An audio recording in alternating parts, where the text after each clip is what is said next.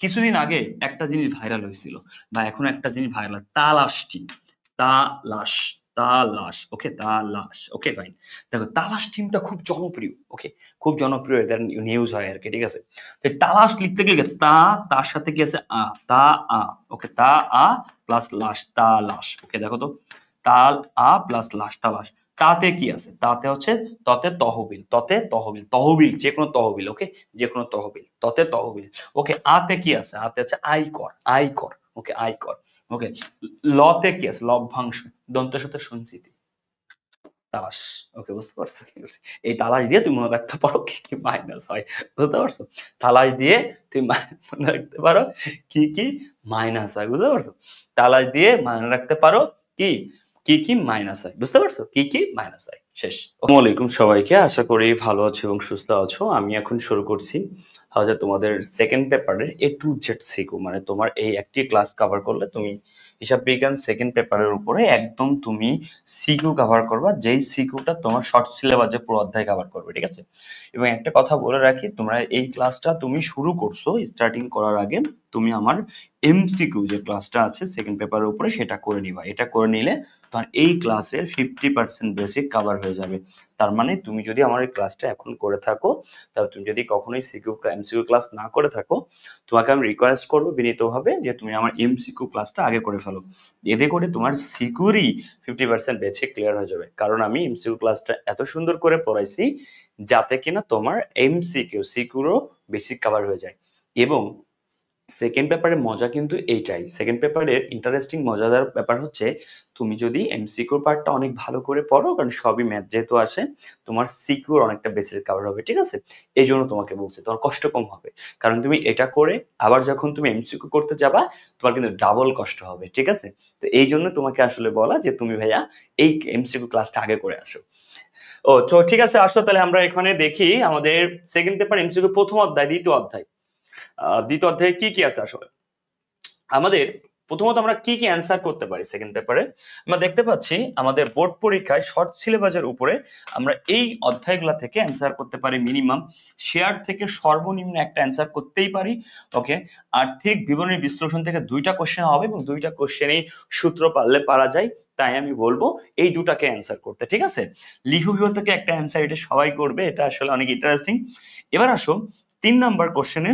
3 নম্বরে আমরা আর্থিক বিবরণীর যে আর্থিক বিবরণী যৌথ মূল্যায়নী কোম্পানি চ্যাপ্টার 5, এখানে 2টা মাস্ট করা লাগবে, 2 আর 2 4 5 6, এই 6টা। বাকি একটা তুমি শেয়ার যদি ভালো পারো, শেয়ার থেকে 2টা কোশ্চেন হবে, তুমি শেয়ার থেকে একটা করতে পারো, তুমি অংশীদারি ব্যবসা থেকে একটা করতে পারো, অথবা বেতন মজুরি ফলো করতে, তোমার যেটা পছন্দ, তোমার খুশি, যে অধ্যায় তোমার ভালো লাগে সেই অধ্যায় থেকে বাকি একটা করতে পারো। এভাবে তুমি এইচএসসি পরীক্ষার অ্যান্সার করতে পারো, তোমার ভালো হবে, ঠিক আছে। আসো, তার মানে আমাদের এইটা অধ্যায় দ্বিতীয় অধ্যায় অংশীদারি ব্যবসায় থেকে যারা অ্যান্সার করবা, তোমাদের এই অধ্যায় থেকে কি কি প্রশ্ন হবে। প্রথমে ক নম্বর এবং ক নম্বরের জন্য থাকতে পারে মূলধন, ঋণের সুদ, উত্তোলনের সুদ থাকতে পারে। ইন্টারেস্টিং ব্যাপার হচ্ছে আমি তোমাদের এমসিকিউতে এটা টোটাল বেসিক ক্লিয়ার করেছি, তারপর সিকিউর জন্য যা লাগবে আমি এখানে করে দিব, সমস্যা নেই। উত্তোলনের পরিমাণ, ওকে, ঋণের পরিমাণ, ফাইন, ক নম্বরের জন্য থাকতে পারে। খ এবং গতে লাভ লোকসান আবন্টন, অংশীদারদের চলতি হিসাব, মূলধন হিসাব, এই হচ্ছে তোমার খ এবং গতে থাকতে পারে। তার মানে কোশ্চেনের প্যাটার্নটা আমরা ক্লিয়ার হলাম যে কি কি কোশ্চেন, কি কি টাইপের কোশ্চেন থাকে, ঠিক আছে। আসো পরবর্তী স্টেপে আমরা আগাই। একটা কোশ্চেন দেখতে পাচ্ছি এখানে, আমরা খুব ভালো করে এখানে কি বলা আছে, এখানে ঠিক যে প্রশ্নগুলো আমি একটু আগে কভার করছি সেই প্রশ্নগুলো যে দেওয়া আছে, দেখছো, ওকে। আসো, এখানে বলা আছে 2:1:2:2:1 অনুপাতে লাভ লোকসান বন্টন একটা প্রতিষ্ঠানের, খুব ভালো কথা, ম্যাথটাকে পড়তে হবে। তাদের মূলধনের পরিমাণ ছিল এত, এত এবং এত, মূলধনের সুদ, ওকে, বার্ষিক এত টাকা বেতন, এই বেতনটা কি বার্ষিক, ভেরি ইম্পর্টেন্ট, বেতনটা কি বার্ষিক, বার্ষিক মানে সারা বছর এত টাকা, ঠিক আছে, ওকে ফাইন। মূলধন এবং উত্তোলনের উপরে 10% সুদ, ওকে ফাইন। বিমা, সরি, একজনের নাম হচ্ছে কি, আরেকজনের নাম হচ্ছে মিনা, মিনা হবে, মিনা বছরের মাঝামাঝি, সে মাঝামাঝিতে এত টাকা ঋণ নেয়, তো ঋণও আছে এখানে। এবং বছরের মাঝামাঝি সময় মিনা এত টাকা কি অতিরিক্ত মূলধন হিসেবে সরবরাহ করে। নগদ উত্তোলন ছাড়াও মিনা এত টাকা পণ্য উত্তোলন করে, হিসাবভুক্ত হয়নি। মিনা প্রত্যেক মাসে এত টাকা করে, বিনা প্রত্যেক মাসে এত টাকা করে। তো তার মানে এই ম্যাথটা এমন একটা ম্যাথ, এখানে সবকিছুই আছে তার মানে তুমি যদি এই ম্যাথটা কভার করো তোমার সব আইটেম শেখা হয়ে যাবে। কত ইন্টারেস্টিং না? একটু মজা লাগতেছে রাইট? মানে আমি বলতে চাচ্ছি এই ম্যাথে সকল ইনফরমেশন আছে যা যা তোমার অংশীদার ব্যবসা থাকে। আসো এক এক করে শুরু করি। প্রথমে মূলধনের সুদ শুরু করবো। নাম্বার 1 মূলধনের সুদ। তাহলে মূলধনের সুদ শুরু করে প্রত্যেকটা বের করবো। আমার কাজ হচ্ছে তোমাকে ম্যাথটা বিশ্লেষণ করে দেয়া, তোমার কাজ ছকে বসানো। ওকে, তোমাকে আমি সকল এন্ট্রি বিশ্লেষণ করে দিব যা যা থাকতে পারে। তাহলে তুমি একটা ম্যাথ শিখলে অংশীদারি ব্যবসায় আসতে পারে যে কোনো ম্যাথ তুমি পারবা, এই জন্য তোমাকে অ্যানালাইসিস করে দিব আমি। দেখো ভাইয়া ছয় মন দেখে আলো। মূলধন কত আছে? মিনার বিনা রেণু। তাহলে একটা হচ্ছে মিনা, একটা হচ্ছে বিনা, একটা হচ্ছে রেণু। সবাই মন দিয়ে বুঝবা, ঠিক আছে? 1 2 3 এই একটা ম্যাথ করলে অংশীদারি ব্যবসা শেষ। ওকে, এমন ভাবেই তোমাকে করতে হবে যাতে তোমরা অন্য কোনো ম্যাথ বেশি ডিপলি না করা লাগে, তুমি অটোমেটিক সব পারো। এটা হচ্ছিল কি ম্যাথ প্র্যাকটিসের মজা, ঠিক আছে? ওকে, প্রিয় শিক্ষার্থীরা খেয়াল করো মিনার এখানে কি আছে। মিনার এখানে আছে সে এত টাকা মূলধন, তার মানে স্যার 2 লক্ষ টাকা মূলধন। মূলধনের সুদ কত? মূলধনের সুদের পরিমাণ হচ্ছে এখানে কি দেওয়া আছে দেখো তো ভাইয়া, 10%। মূলধন উত্তোলন সুদ এই 1 লাখ টাকা তো প্রাণী, 2 লাখ প্রাণী মূলধন, 10% হচ্ছে 20,000। তাহলে আগে আমরা এটা বসায় অতিরিক্ত পরে দেখবানি। এই 18,000 টাকা 10%, 1,80,000 10%, 18,000। এই 1,40,000 10% 14,000। দেখো তো অতিরিক্ত মূলধন কার আছে? এই যে অতিরিক্ত মূলধন সরব করে কখন? মাঝামাঝিতে। কে? মিনা। তাহলে মিনা অতিরিক্ত মূলধন মাঝামাঝি। তাহলে অতিরিক্ত মূলধন ভেরি ইম্পর্টেন্ট, অতিরিক্ত মূলধনের মাঝামাঝি। তাহলে মাঝামাঝি মানে 6 মাস। ওকে ফাইন, তার মানে 30,000 টাকার উপরে আগে 10% করলে 3,000। তাহলে মিনা, তাহলে এর অতিরিক্ত মূলধন 30,000 10% 3,000, মাঝামাঝি মানে অর্ধেক 1500। কিভাবে বের করলাম? এটা তো স্বাভাবিক, সবাই জানো। 30,000 উপর 10% করলে 3,000 হয়। তাহলে ভাগ 12 গুণ 6 দেখো 1500 হবে। ঠিক আছে, এগুলো তোমরা আসলে ক্যালকুলেটর ছাড়াই তোমরা আসলে পারো এবং তোমরা পারবা পরীক্ষা হলে। ঠিক আছে, এবার আসো ভাইয়া, ভাই বোনেরা খেয়াল করো মন দিয়ে। তাহলে আমরা অতিরিক্ত মূলধন শেষ, তাহলে টোটাল মূলধনের সুদ বের করা শেষ। ভেরি ইম্পর্টেন্ট, যদি এই জায়গায় এই মাঝামাঝি বা এই কথা বা অন্য কোনো তারিখ না থাকলে অতিরিক্ত মূলধনের সুদ ধরা যায় না। মনে রাখবা, প্রারম্ভিক মূলধনের উপরে সুদ ধরা যায়। প্রারম্ভিক মূলধনের উপরে কি সুদ ধরা যাবে, সমাপনী মূলধনের উপরে সুদ ধরা যায় না। আর অতিরিক্ত মূলধনের শুধুমাত্র তারিখ থাকলে সুদ ধরা যায়। এই মাঝামাঝি সেটাও কিন্তু একটা তারিখ। তাহলে অতিরিক্ত মূলধনের শুধুমাত্র তারিখ থাকলেই সুদ ধরা যায়। বুঝেছো? এগুলা কিন্তু অনেক স্টুডেন্ট ভুল করে, তো তোমরা ভুল করলে চলবে না। তাহলে বুঝছো, অতিরিক্ত মূলধনের শুধুমাত্র তারিখ থাকলেই কেবল সুদ ধরা যায়। অতিরিক্ত মূলধনের শুধু তারিখ থাকলে সুদ ধরা যায়, অন্যথায় সুদ ধরা যাবে না। ঠিক আছে, তাহলে এইটুকু আমরা ক্লিয়ার না ভাই বোনেরা? আশা করি তাহলে উত্তর এটা ক্লিয়ার। ঋণের সুদ আসো। ওকে ফাইন, তাহলে এটা আমরা ক্লিয়ার হয়ে গেছি। দ্বিতীয়ত আমাদের আছে কি ঋণের সুদ। অল্প জায়গা লাগবে। ঋণ কি আছে ভাইয়া? দেখো তো ঋণ আছে কিনা, কোনো ব্যক্তির ঋণ আছে কিনা দেখো তো। ঋণ ঋণ ঋণ ঋণ ঋণ 10% সুদ। এই যে মাঝামাঝি সময় ঋণ দেয়, এই যে কে ঋণ দেয়? এই দেখো, এই যে কি কে ঋণ দেয় বলো তো? কে ঋণ দেয়? বিনা। এখানে কি সরি মিনা, মিনা, ওই যে মিনা ঋণ দেয়। এখানে বিনা লেখা আছে, ধরে নাও মিনাই ঋণ দেয়, কোনো সমস্যা নেই। মিনার ঋণ, তাহলে ঋণ কত পার্সেন্ট আছে? ঋণ আছে এই যে 20,000 টাকা। কখন? মাঝামাঝিতে। মনে রাখবা ঋণের সুদ কিছু না বললে কত পার্সেন্ট? 6%। খুব গুরুত্বপূর্ণ, সহকারে খেয়াল রাখো। তাহলে 10% করলে 2,000, 6% কত? 1200। কিভাবে? তুমি ক্যালকুলেশন করে দেখো, 1200 হবে। ঠিক আছে, ওকে। 10% করলে একটা শূন্য বাদ 2,000, তাহলে 1% আর একটা শূন্য বাদ বা লাস্ট অঙ্কের 0.200, 6% 1200। তো এটা হচ্ছে আমার পুরো কি সুদ। মাঝামাঝি পুরো বছরের সুদ, তাহলে ভাগ 12 গুণ 6, তাহলে আমার কত হবে? 600। স্যার কিভাবে করলেন? আগে পার্সেন্টেজটা করবা, তারপর 12 দিয়ে ভাগ দিলে 1 মাসের পাবো, মাঝামাঝি মানে 6 মাস, গুণ 6 দিলে 600। ঠিক আছে, ওকে ফাইন। তার মানে 600 টাকা হচ্ছে কি আমার কি সুদ। ওকে, তাহলে এই ঋণের সুদটা আমরা ক্লিয়ার। তো ঋণের সুদের ক্ষেত্রে দুইটা কথা মনে রাখবা। ঋণের সুদের কোনো পার্সেন্টেজ না বললে 6 মাসে, ঋণের সুদের তারিখ থাকলে তারিখ অনুযায়ী হবে। ঋণের সুদ কখনো যেন এরকম করো না তারিখ না থাকলে 6 মাস, ওটা উত্তোলনের ক্ষেত্রে। উত্তোলনের ক্ষেত্রে কি এটা পরে বলতেছে। ঠিক আছে, তো ঋণের সুদটা তোমরা এখানে ক্লিয়ার যে ঋণের সুদের ক্ষেত্রে কি হবে। এবার আসো পরবর্তী স্টেপে যাই। এইবার আমরা আছে উত্তোলনের সুদ। উত্তোলনের সুদের ক্ষেত্রে খুব গুরুত্বপূর্ণ সহকারে মাথায় রাখবা, একেতে উত্তোলনের সুদ, হ্যাঁ এটা হচ্ছে যদি মাসের প্রথমে হয় তাহলে 6.5 মাসের সুদ, মাসের মাঝে হলে 6 মাসের, শেষ হলে 5.5। বড় ভাই, মেজো ভাই, ছোট ভাই, তাই আমি বলি এটা বড় সব থেকে, তাই বড় ভাই, মেজো তাই মেজো ভাই, ছোট তাই ছোট ভাই। ঠিক আছে, উত্তোলনের সুদের ক্ষেত্রে যদি তারিখ থাকে কোনো, সেটা তারিখ অনুযায়ী হবে। ওকে ফাইন, কোনো কন্ডিশন না বললে, কোনো কন্ডিশন মানে কি? এই যে এই 3টা কন্ডিশন, মাসের প্রথম, মাসের মাস, মাসের শেষ, অথবা কোনো তারিখ, কোনো কন্ডিশন না বললো 6 মাসের। উত্তোলনের উপরে কখনোই পুরো বছরের সুদ হয় না, তাহলে মনে রাখবা উত্তোলনের উপরে কখনোই পুরো বছরের সুদ হয় না, ঠিক আছে। এবং উত্তোলনের সুদের পার্সেন্টেজ না থাকলে সুদ হবে না। তাহলে উত্তোলনে যদি সুদের পার্সেন্টেজ না থাকে আবার 6% বসাই দিও না, ওটা হলো ঋণের ক্ষেত্রে, ঠিক আছে। এইগুলাই পরীক্ষাতে কাজে লাগবে। তাহলে উত্তোলনের ক্ষেত্রে যদি কখনো পার্সেন্টেজ না থাকে তাহলে সুদ হবে না, এবং উত্তোলনের ক্ষেত্রে যদি কোনো তারিখ না থাকে মনে রাখবে তাহলে 6 মাস, মানে মাসের ক্ষেত্রে 6 মাস, নট লাইক দ্যাট 6%। এই দুটো অ্যামাউন্ট এক বলে অনেক স্টুডেন্ট ভুল করে 6 মাস আর 6% ম্যাচ করে ফেলে, ঠিক আছে। কারণ উত্তোলনের উপরে যদি কখনো তারিখ না থাকে তাহলে আমরা 6 মাসের সুদ দিব, কিন্তু সুদের পার্সেন্টেজ না থাকলে সুদ ধরবো না, ওকে। সুদের পার্সেন্ট, ঋণের ক্ষেত্রে ঠিক আছে পার্সেন্টেজ না থাকলে তুমি 6% ধরতে পারো, সমস্যা নেই। এবার তাহলে আসো, তাহলে আমার কি উত্তোলনের সুদ, উত্তোলনের সুদ। তাহলে উত্তোলনের সুদ, আর মনে রাখবা পণ্য উত্তোলনের উপরে কখনো সুদ হয় না, মনে রাখবা পণ্য উত্তোলনের উপরে কখনোই কি হয় না, পণ্য উত্তোলনের উপরে সুদ হবে না, ক্লিয়ার। পণ্য উত্তোলনের উপরে কখনোই সুদ হবে না। আসো দেখো, তো এখানে কি বলা আছে উত্তোলন সম্পর্কে কি বলে দেখো, প্রত্যেকে মাসের প্রথমে, এই যে কে মাসের প্রথমে, মিনা। তাহলে মিনারটা আগে করি। তাহলে মিনা কি করে, মিনা এই দেখো মাসের প্রথম, ভালো করে মার্ক করে ফেলবা কিন্তু আগে, মাসের প্রথমে 2000 টাকা। তাহলে মাসে 2000 টাকার উপরে কত পার্সেন্ট সুদ, উত্তোলনের উপর সুদ 10%। 10% করলে 200, তাহলে মাসের প্রথম মানে 6.5, ঠিক আছে, ডান, একটা ডান।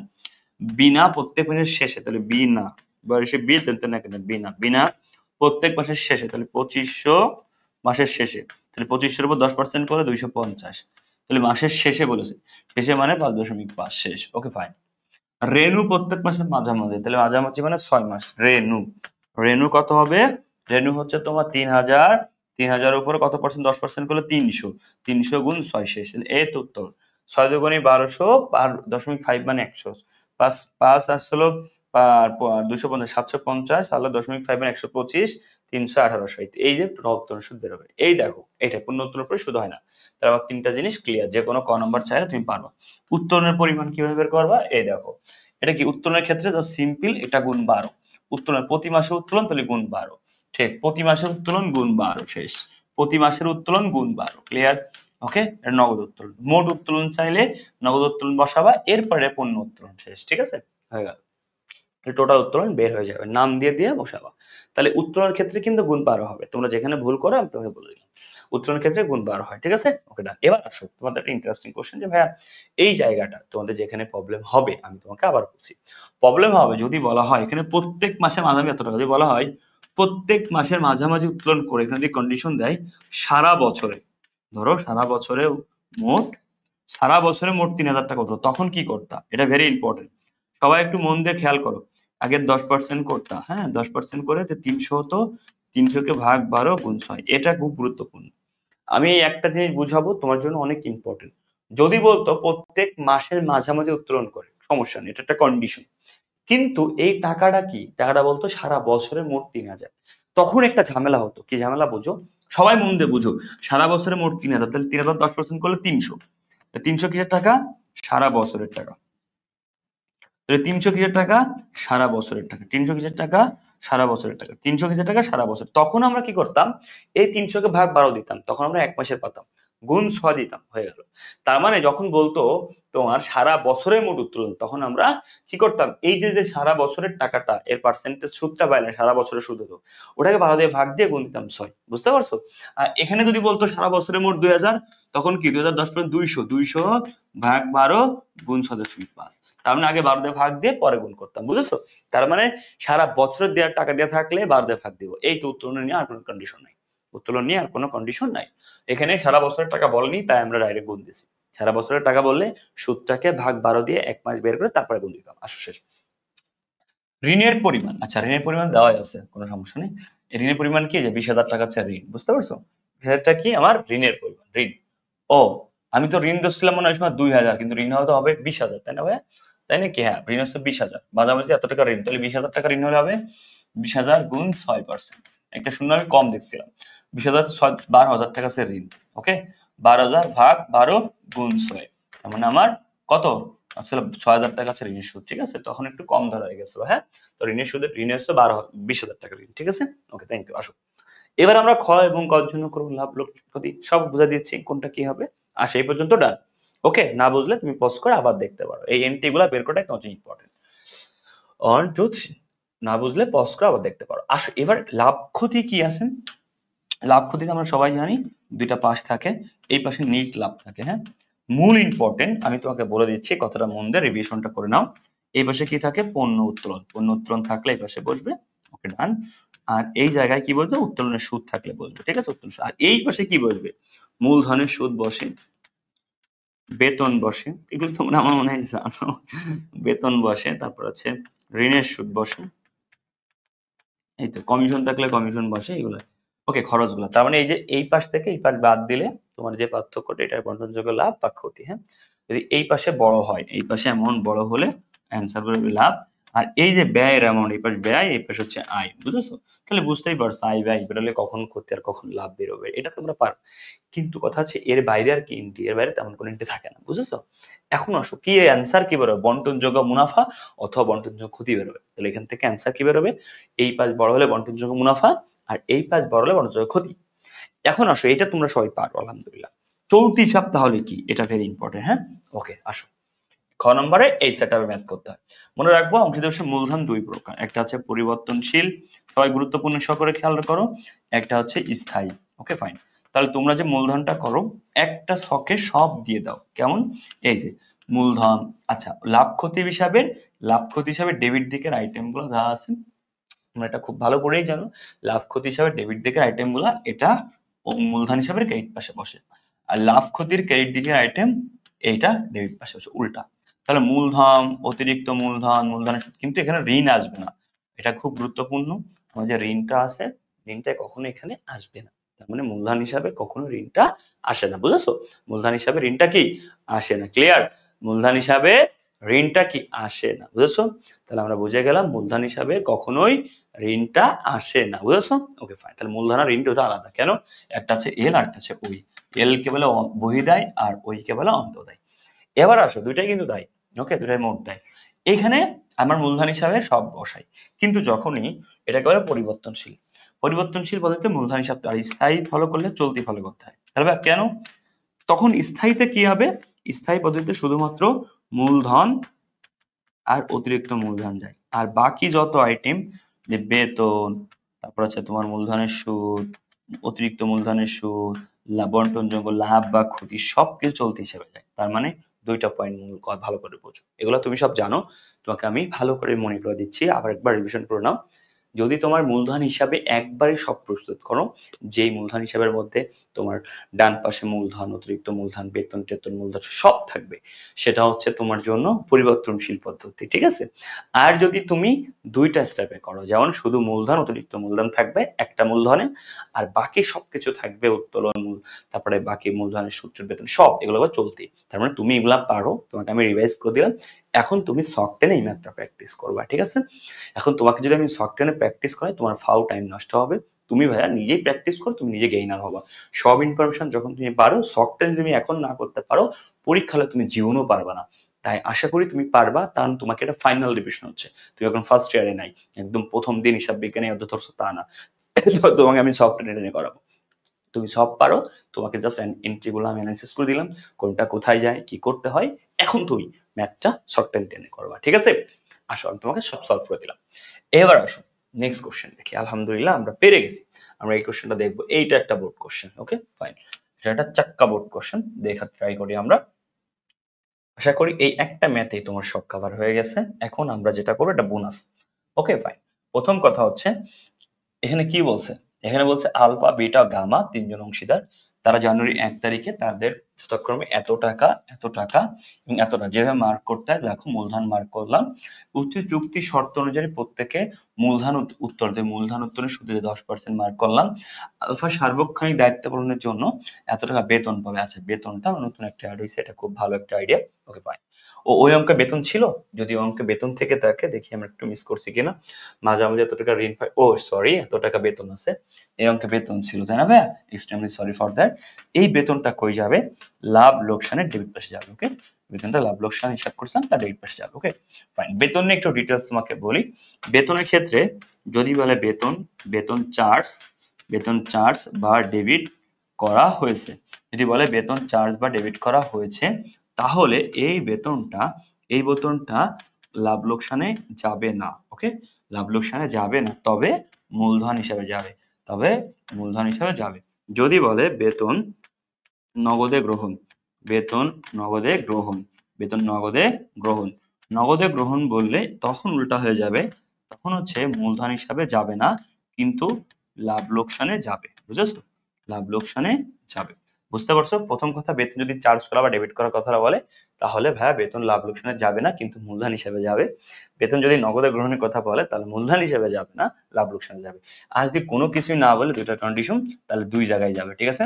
তাহলে কোনো কিছু না বললে বেতন দুই জায়গায় যাবে। ঠিক আছে? এই যেমন এটা কিছুই বলেনি, দুই জায়গায় যাবে। বুঝতে পারছো? তাহলে তোমার এই বেতনের টপিকটাও ক্লিয়ার হয়ে গেল। আসো এর পরের টপিকটা হচ্ছে এই যে, তাহলে এখানে আমার মার্ক করছি এইটা ইম্পর্টেন্ট। 1 জুলাই তারিখ থেকে গামা ব্যবসায় এত টাকা অতিরিক্ত মূলধন আমার আছে। ওকে, মুনাফা আমার এত টাকা বন্টন হয় প্রতি মাসের শেষে, কন্ডিশনটা ইম্পর্টেন্ট। এত টাকা উত্তোলন করে। উত্তোলনের সুদ নির্ণয়। আচ্ছা, আমি একটা করে সব ক্লিয়ার করে দিচ্ছি, তোমার ম্যাথ কভার হবে। হ্যাঁ, তাহলে উত্তোলনের সুদ কত? আলফা বিটা গামা এত টাকা কবে? শেষে। তাহলে শেষে প্রত্যেক, এটা মাসের টাকা সব। তাহলে সুদের কত পার্সেন্ট? 10%। মূলধন উত্তোলনের সুদ 10%। তাহলে 700 টাকা 10% করলে কত? 70। মাসের শেষ 5.5। Okay fine. 500 টাকা 10% 50। মাসের শেষ 5.5। রাইট? আসো, গেল 30। 300 হচ্ছে 30। মাসের শেষ গুণ 5.5 শেষ। ওকে ভাই, ক্লিয়ার। ওকে, এবার আসো উত্তোলনের সুদ শেষ। হ্যাঁ, মজার ব্যাপার না? এবার তো লাভ লোকসান আবন্টন। তাহলে আমার প্রথম লাগে মূলধনের সুদ। তাহলে মূলধন কত আছে? 70 দ্বারা 10% করলে 7,000। প্রথম জন কত? 7,000। মানে এটা তো ইজি একশো। 50,000 10% করলে কত? 50,000 10% করলে কত? 5,000। 30,000 10% কত? 3,000। এবার আসো, 3টা কভার করলাম। হ্যাঁ, অতিরিক্ত মূলধন কার আছে ভালো করে দেখো। হ্যাঁ, অতিরিক্ত মূলধন কার আছে? এই জুলাই 1 তারিখে গামা, এই যে গামা মানে কোনজন? গামা মানে হচ্ছে তৃতীয় জন মানে এটা। Okay fine. তাহলে গামা 10,000 টাকা অতিরিক্ত মূলধন দেয়। তাহলে 10,000 10% করলে কত? 1,000। 1,000 কিন্তু জুলাই মানে মাঝামাঝি, তাহলে 1,000 এর অর্ধেক কত? 500। এই তো হয়ে গেল। তার মানে গামার 10,000 এর 10% করলে 1,000, একটা শূন্য বাদ দিলে 1,000, আর মাঝামাঝি মানে কত? 500। এই তো হয়ে গেল। ঠিক আছে? Okay fine. এবার আর কি আছে? বেতন আছে ভাই, বেতন আছে না? আচ্ছা, এই তো হয়ে গেল। আর তো আর সুদ টুদ নাই। দায়িত্ব বাৎসরিক, যদি এখানে একটা ঝামেলা ছিল, বাৎসরিক না বলতো, যদি বলতো মাসিক, তখন তুমি যে কাজটা করতা, তখন 5,000 গুণ দিতা 12 শেষ। Okay fine. তাহলে বেতন কি? বেতন কে পাবে? বেতন দেবে লাভ লোকসান। এই তার কিছু নেই। লাভ লোকসান আবন্টন হিসাব। লাভ লোকসান আবন্টন কি কি যাবে? এ পাশে যাবে নিট মুনাফা যাবে এ পাশে। তারপর উত্তোলনের সুদ যাবে এ পাশে। এই পাশে কি যাবে? মূলধনের সুদ যাবে, বেতন যাবে। ওকে, ঋণ আছে? ঋণ নেই এখানে। এই তো, আর কিছু নেই। মূলধনের সুদ যাবে, বেতন যাবে, এই তো, আর কিছু নেই। Okay fine. এই তো হয়ে গেল। ওকে, আর এই যে মূলধন, এই যে এটা বের করার সময় কিন্তু গুণ 12 হবে, তোমাকে আগে বলছিলাম। ওকে, গুণ 12। আর মূলধন হিসাব তৈরি করার সময় ওই যে মূলধন হিসাবে কি যায়? মূলধন হিসাবে কি যায়? ডান পাশে থাকে মূলধন। ওকে, বাম পাশে থাকে উত্তোলনের সুদ। এগুলো তুমি জানো। বাম পাশে থাকে উত্তোলনের সুদ। তারপর লাভ লোকসানের বাম পাশে যা থাকে, ওকে, ডান পাশে যা থাকে, মূলধন হিসেবে ডান পাশে তাই চলে আসে। উল্টে যায় ওটা। আর এমনিতে মূলধন যোগ হয় আর কি। ঠিক আছে? আমি একটু দেখাই দিই তোমাকে। লাভ লোকসান যখন মূলধন হিসাব তৈরি করবা তখন কি হবে? এই পাশে কি হবে? চলে আসে উত্তোলন। আসে, এখানে মূলধন যোগ হয়। আর বাকি সবকিছু লাভ লোকসানে যা আছে তার ক্রেডিট পাশে আইটেমটা এখানে বসে। লাভ লোকসানে আমি যা ডেবিট পাশে হলো তা এখানে বসে। এটাই তো আমার আসলে ম্যাথ। আর বাকিটা তো তুমি জানো কিভাবে লিখতে হবে। ঠিক আছে? আর লাভ লোকসানে কি যায় তোমাকে আমি দেখাইছি, লাভ লোকসানে কি দেখাইছি, এটা হয়ে গেল। তার মানে বাকিটা তুমি সফটওয়্যারে প্র্যাকটিস করবা। এইভাবে প্র্যাকটিস করলে সময় কম লাগবে এবং তুমি ভালো আউটপুটটা পাবা। দেখো, ইন ডিটেলস ক্লিয়ার। তো আর কোনো আইটেম থাকতে পারে না ইনশাআল্লাহ। আরেকটা ম্যাথ দেখো, এখানে কি বলছে ভালো করে বুঝবা। এখানে একটা কথা, খুব গুরুত্বপূর্ণ সংখ্যা, বেতন, উত্তোলন, বেতন ও মুনাফার অংশ সমন্বয়ের পর। তার মানে কিছু সমন্বয়ের পর মানে সমন্বয়ের কাজ হয়ে গেছে। সমন্বয়ের কাজ কোথায় হয়? সমন্বয়ের কাজ হয় লাভ লোকসানে। মনে রাখবা, লাভ লোকসানে কি হয়? সমন্বয়ের কাজ হয়।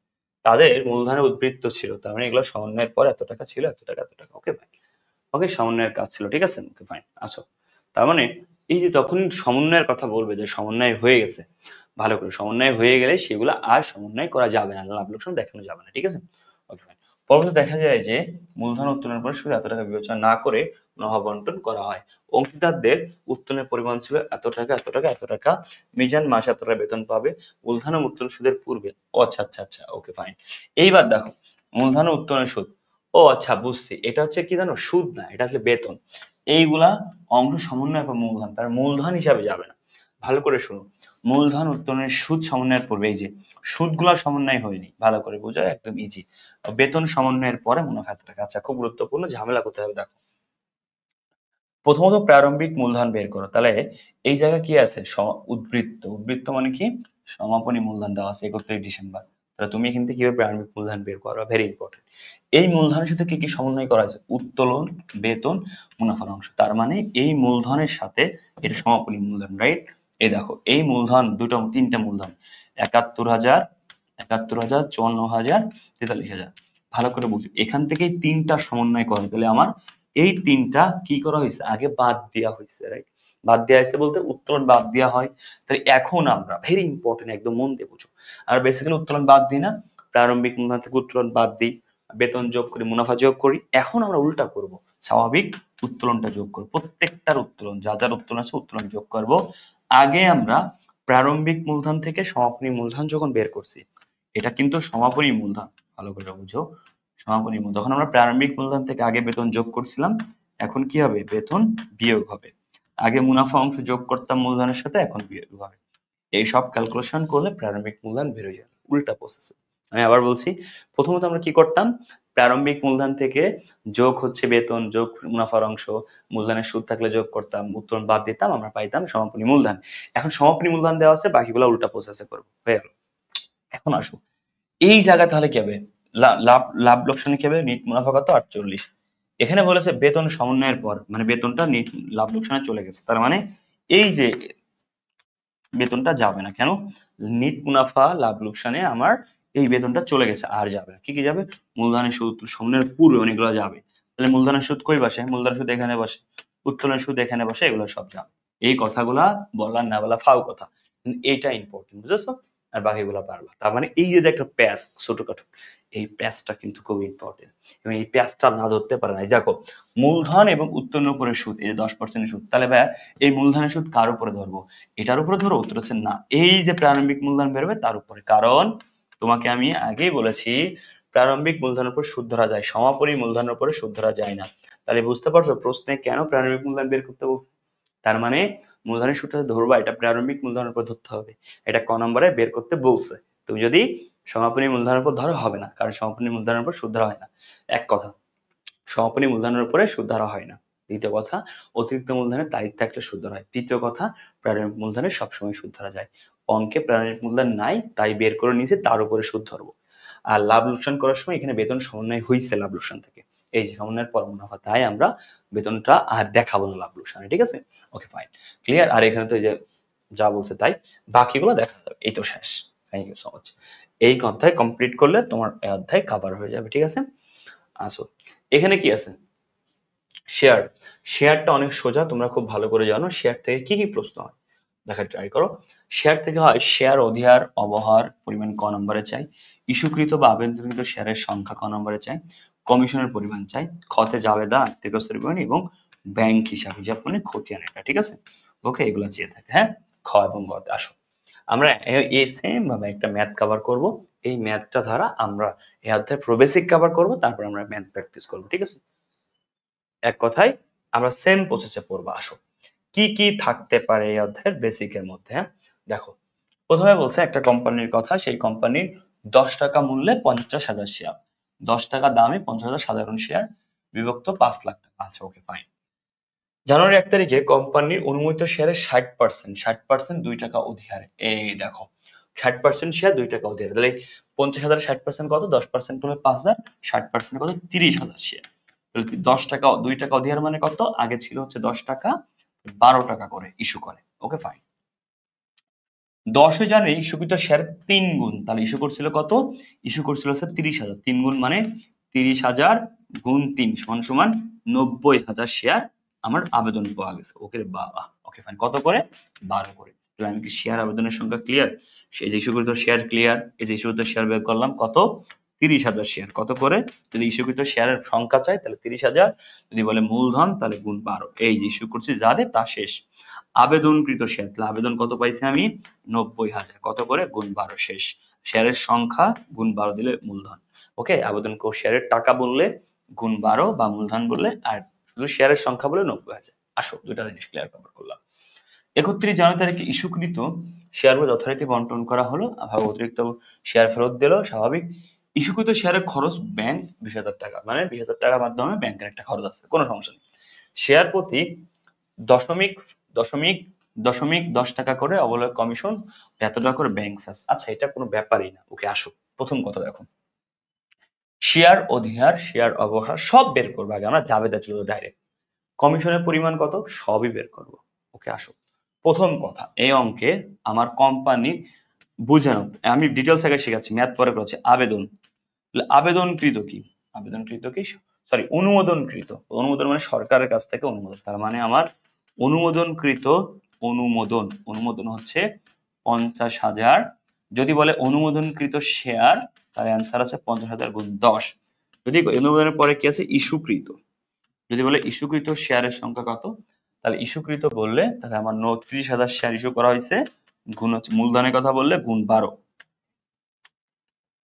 জনগণের কাছ থেকে আবেদন পাইছি কত, 90,000 গুণ হচ্ছে 12, কারণ 90,000। এই লাস্টে মোমেন্টে এইটা ইম্পর্টেন্ট, এটা না বিলিকৃত, বিলিকৃত বা জনগণের কাছ থেকে আদায়কৃত বা আসল মূলধন, মানে আসল।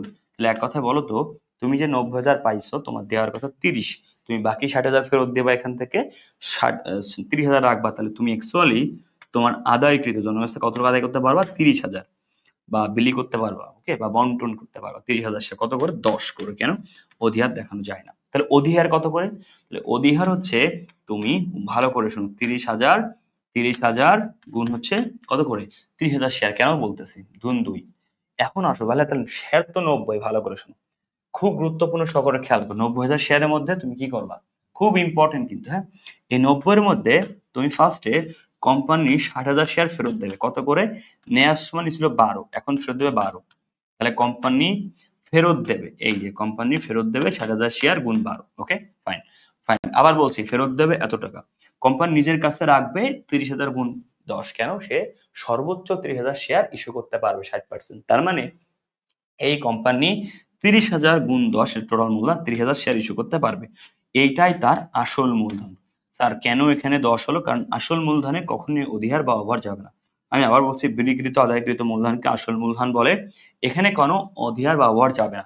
আচ্ছা, তাহলে অধিহার কত, এই যে অধিহার আলাদা দেখাইছি, তাহলে এটার নাম হচ্ছে অধিহার, এটার নাম কি, অধিহার। বুঝেছো, তাহলে অঙ্ক শেষ। কেন অঙ্ক শেষ, কারণ তোমার যা যা বের করতে সব এখানে, এই যে ফেরতের অ্যামাউন্টটাও দিছি, তাহলে জাবেদা কি হবে, জাবেদা যা হবে সব ম্যাথ এখানে আছে। আবার বুঝো, একটা কোম্পানি প্রথম অনুমোদন পাইছে কত, 50,000 শেয়ার, সেই কোম্পানি 30,000 ইস্যু করলো 12 করে, ওকে ফাইন, আবেদন পেলো 90 গুণ 12, এইগুলা সব ফাউ ফাউ, কোনো ভ্যালু নাই, শুধুমাত্র ইস্যুকৃতটা মাথায় রাখতে হয়, ঠিক আছে, ওকে ফাইন। এই যে বিলিকৃত মানে তোমার আসল, তুমি টোটালি 30,000 ইস্যু করেছো, এর বেশি কখনোই বিলি করতে পারবে না, কম আসলে এটা বিষয় আলাদা, কিন্তু এর বেশি পারবে না। তাহলে 30,000 গুণ 10 টাকা, তাহলে মনে রাখবা, মূলধনে, এই মূলধনে কখনোই অধিহার বা অবহার আসবে না, অধিহার বা অবহার কি আসবে না, এখানে আসল টাকা দেখাতে হয়, অধিহার বা অবহার কখনোই আসে না, কখনোই আসে না। তাহলে এবার আসো, ফেরত দিচ্ছি কত, 60,000 শেয়ার, নিছিলাম 12 করে, এই যে 12 করে ফেরত, আর অধিহার এই যে আলাদা, তাহলে অধিহারটা কি জানো, অধিহার একেবারে মূলধন জাতীয় লাভ, ঠিক আছে, ওকে ফাইন, তাহলে অধিহার এই যে আলাদা, তাহলে বুঝতে পারছো। তাহলে প্রথমটা যাবে দেখি, এই যে শেয়ার কিনছো, দেখো মুখে মুখে হয়ে যাবে, প্রথমে যাবে দেখি ব্যাংক, শেয়ার কিনলে তুমি ব্যাংকের মাধ্যমে পারচেজ করো, ঠিক আছে, ওকে ফাইন।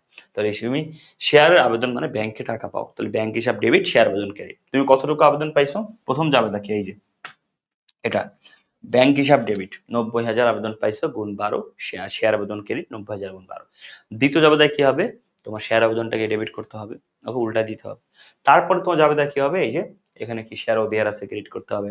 তারপর হচ্ছে তোমার ব্যাংকের মধ্যে ফেরত দিচ্ছ কত, সেটা দেখাতে হবে, ওকে ফাইন। তারপরে মূলধন কত আছে, এই যে মূলধন, এটা দেখাতে হবে, এইভাবেই তো করতে হয়। ওকে, এই তো তুমি পারো না বলে তুমি অবশ্যই পারো, তাহলে শেয়ারের এই ইনফরমেশন বের করতে পারলেই সব পারো। এইখানে আসো, ইস্যুকৃত, ইস্যুক্রান্ত খরচ এত টাকা ব্যাংকের মাধ্যমে পরিশোধ, জানেন যে কোনো খরচ, আমি আবার বলছি, খরচ, অবলেখকের কমিশন বা ব্যাংকের চার্জ, যে কোনো খরচ, এনি খরচ, এনি খরচ, আমি আবার বলছি এনি খরচ, সেই খরচটা ডেবিট, এনি খরচের কথা বললে সেই খরচ ডেবিট আর ব্যাংক ক্রেডিট, ক্লিয়ার, সেই খরচ ডেবিট ব্যাংক, তাহলে এই খরচটা হবে কার উপরে, এই ধর এটা টাকা দিয়ে আছে, এগুলো তো টাকা দিয়ে নেই। তো এই ধর এই খরচটা হবে। এই যে অ্যাকচুয়াল যে শেয়ার, অ্যাকচুয়াল শেয়ার মানে এই মূলধনের শেয়ার 30,000, এই 30,000-এর উপরে ক্লিয়ার। তার যতটুকু শেয়ার তোমাকে থাকতেছে মানে অ্যাকচুয়াল মূলধনের যে শেয়ার তার উপরে যে শেয়ার গুণ হচ্ছে 0.60 আর একটা 0.10, বুঝেছো? তার মানে এই যে যে খরচটা হবে অবলোককের কমিশন বা চার্জ যা কিছু অ্যাকচুয়াল শেয়ারের উপরে, হ্যাঁ অ্যাকচুয়াল শেয়ারের উপরে। ওকে ফাইন, অ্যাকচুয়াল শেয়ারের উপরে। অ্যাকচুয়াল শেয়ার বলতে মূলধনের শেয়ারটা। ওকে, তাহলে মূলধনের মধ্যে কখনোই অধিহার বা অবহার কোনো কিছু আসে না, বুঝেছো? কখনোই আসে না। এই তো শেষ, এর বাইরে কোনো ঝামেলা থাকতে পারে না। শেয়ার দিয়ে জমি কিনা নিয়ে একটা প্রবলেম আছে, এটাও দেখা দিচ্ছি, কোনো সমস্যা নেই। তাহলে ভাইয়া এটা না বুঝলে আবার শুরু থেকে দেখতে পারো, এই একটা অ্যানালিসিস এর মাধ্যমে তোমার পুরোটা কভার হবে, ঠিক আছে? শেয়ার অধিহার কিন্তু ক্রেডিট আর শেয়ার অবহার বলে ডেবিট হতো। ওকে, মাথায় রাখবা। আমি আবার বলছি, অধিহার বা অবহার কোনো অ্যামাউন্টই কিন্তু এখানে আসবে না, এখানে অ্যাকচুয়াল অ্যামাউন্ট, এই যে এটা অ্যাকচুয়ালটা আসবে। ওকে, অধিহার হলে এই যে আলাদা, অবহার হলে আলাদা, ঠিক আছে? আর বেশি শেয়ার আসলে এই যে ফেরত, যত করে নিয়েছিলে তত করে ফেরত, শেষ। ওকে, যদি তুমি 9 টাকা করে নিতে, 9 টাকা করে ফেরত। ওকে, তাহলে অবহারে নিলে যে কয় টাকা করে নিবা আবেদনের সময় ফেরত দিয়ে আসবে, কয় টাকা করে ফেরত দিবা। আসো আবার দেখি আমরা একটা ম্যাথ দেখি, হয়ে যাবে ইনশাল্লাহ। দেখো এই জায়গাটা অনেক ইম্পর্টেন্ট, ভালো করে বোঝো। এই তিনটা হচ্ছে অ্যান্সার, এই তিনটা হচ্ছে প্রশ্ন। এখানে কি বলা আছে? 10 টাকা মূল্যে 80,000 শেয়ার। তাহলে কোম্পানি অনুমোদন কত? 80,000 শেয়ারের অনুমোদন পাইছে 10 টাকা মূল্যে। প্রত্যেকটা লিখে বলছি আমি। এবার ইস্যুকৃত কত? কোম্পানির 70,000 শেয়ার 10% অবহারে। ভালো করে, 70,000 শেয়ার ইস্যু করে 10% অবহার। তার মানে অবহারের সর্বোচ্চ হার কিন্তু 10%, এর বেশি অবহার করতে পারবে না। হ্যাঁ, তাহলে 10 টাকা করে, সরি 10 টাকা অবহার, তাহলে 10% করলে কত? 10 টাকা 10% 1 টাকা। তার মানে অবহার যদি 1 টাকা অবহার হয় তাহলে সে 9 টাকা করে ইস্যু করেছে। আমি আবার বলছি, যদি 1 টাকা অবহার হয় তাহলে সে 9 টাকা করে ইস্যু করেছে। আসো, এই কোম্পানি 60,000 শেয়ারের আবেদন পেল, তার মানে সে কোম্পানি আবেদন পাইলো 60,000 শেয়ার। কত করে? 9 টাকা করে আবেদন পাইছে। Okay fine. এইবার আছে আসল মূলধন, আদায়কৃত মূলধন। এখন বলো তো আদায়কৃত মূলধন কত হবে? এখানে দেখো 70,000 সে ইস্যু করেছে, সেটা হচ্ছে ইস্যু। সে ইস্যু থেকে কি পাইছে? আবেদন। এটা হচ্ছে আবেদন, কম পাইছে। ভাই মনে রাখবা, কম পাইলে সমস্যা নেই। এর আগের অঙ্কে বেশি পাইছিল, কম পাইছে মানে কি? সে তো এর বেশি পায়নি, সেটা কেন ধরবে? এটাই ধরবে, এটা ধরবে। কত করে ধরবে? 10। কেন? একটুকে বলেছি, আদায়কৃত মূলধন বা আসল যে মূলধন, এইটা আবেদন কম পাইছে, কোনো সমস্যা নেই, কিন্তু এই টাকাটা অ্যাকচুয়াল হতে হবে, ঠিক আছে? Fine. তাহলে অবহার কত টাকা? অবহার কত শেয়ারের জন্য অবহার? 60,000 শেয়ার। 60,000 গুণ হচ্ছে 1 টিয়ার। ওকে, এই তো হয়ে গেল। তাহলে বাকিটা তুমি পারবে, দেখছো? তাহলে আবার বলছি কেন, এই যে তাহলে 10,000 শেয়ার কি হবে? 10,000 শেয়ার কোম্পানি আবেদন পায়নি, এটা মূলধন সঞ্চিতে যুক্ত হয়ে যাবে। ওকে, এটা নিয়ে আমার কোনো প্যারা নেই। এটা কি কোম্পানি পায়নি, তা আমি কি করব? কোম্পানির ব্যাপার এটা, হ্যাঁ। ওকে, তাহলে জাবেদা কি হবে? জাবেদার ক্ষেত্রে কি ব্যাংক ডেবিট। ব্যাংক ডেবিট কত টাকা? কোম্পানি 60,000 শেয়ার পাইছে, গুণ হচ্ছে 10, সরি আবেদন পাইছে কত? আবেদন পাইছে 60,000, গুণ হচ্ছে কত করে পাইছে দেখো তো? 9 করে না? হ্যাঁ 9 করে পাইছে আবেদন। ওকে, 9 করে, সরি 6 নং 54, 5,40,000, তাই না? হ্যাঁ, যা হবে তাই গুণ করো। তারপর শেয়ার আবেদন ক্রেডিট, শেয়ার আবেদন ক্রেডিট। দ্বিতীয় জাবেদায় কি হবে? শেয়ার আবেদন ক্রেডিট 60,000 গুণ 9। Okay fine. তারপরে শেয়ার আবেদন, শেয়ার মূলধন, মূলধন হচ্ছে কত? 60,000 গুণ হচ্ছে 10। শেয়ার মূলধন। অবহার কত? অবহার হচ্ছে 60,000 গুণ হচ্ছে 1। এই তো, আর কিছু নেই এখানে, ব্যাংক নেই, এই তো হয়ে গেল, শেষ। এই যে 60,000 গুণ 1, 60,000 গুণ 9, 9 আর 1 10 মিলে গেছে, ঠিক আছে? তুমি এভাবে মিলাই করবা। তার মানে তুমি বুঝতে পারছো যে আবেদনকৃতটা ব্যাপার এক, তোমার মেইন মূলধনটা এক। এটা অনেকে ভুল করে, হ্যাঁ। আদায়কৃত আর মেইন মূলধনটা এক, আর কিছু নাই। এখানে কি আছে? Bank charge. একটু আগে তো বললাম যে কোনো খরচ, সেই খরচ ডেবিট আর ব্যাংক ক্রেডিট। আর জাবেদা, আর এখানে কার উপর ধরবা? এই যে আসল মূলধনের টাকা 60,000 গুণ হচ্ছে 0.25, সেম, ঠিক আছে? এই তো হয়ে গেল। তার মানে এটা পানির মতো সোজা রে ভাই। Okay fine. এখানে কি কোম্পানির শেয়ার এতটা অবলয়ের কমিশন, এটাও এক। ওকে, 60,000 শেয়ার, এই যে যা মেন মূলধনের টাকা, এটা পানি হো গায়া ভাইয়া, এটা একদমই সোজা, ঠিক আছে? ওকে, আসো তারপরে আগাই। আর্থিক অবস্থার বিনিয়োগ। আর্থিক অবস্থা কি কি যায় আমরা সবাই জানি। আমি তোমাকে প্রত্যেকটা ম্যাথ বের করে দিই। সম্পদ যায়, দায় যায়। মানে সম্পদের মধ্যে কি কি আছে? এখানে ব্যাংক আছে। ওকে ফাইন, ব্যাংক আছে। সম্পদে অবহার, একটা অসমন্বিত ব্যয়, অবহার দিবে। দায়ের ক্ষেত্রে কি আছে? দায়ের ক্ষেত্রে মূলধন আছে। এটা তো আরো ইজি, এটা তো আরো ইজি। ওকে, তো অবলোককের কমিশন আছে, এগুলোকে কি অসমন্বিত ব্যয় হিসেবে ধরা হয়, ঠিক আছে? Okay, তার মানে অসমন্বিত ব্যয়গুলা দিবা, তারপর হচ্ছে তোমার ব্যাংকের হচ্ছে এগুলা দিবা, দেন হচ্ছে মূলধন, মূলধন দিবা, ঠিক আছে?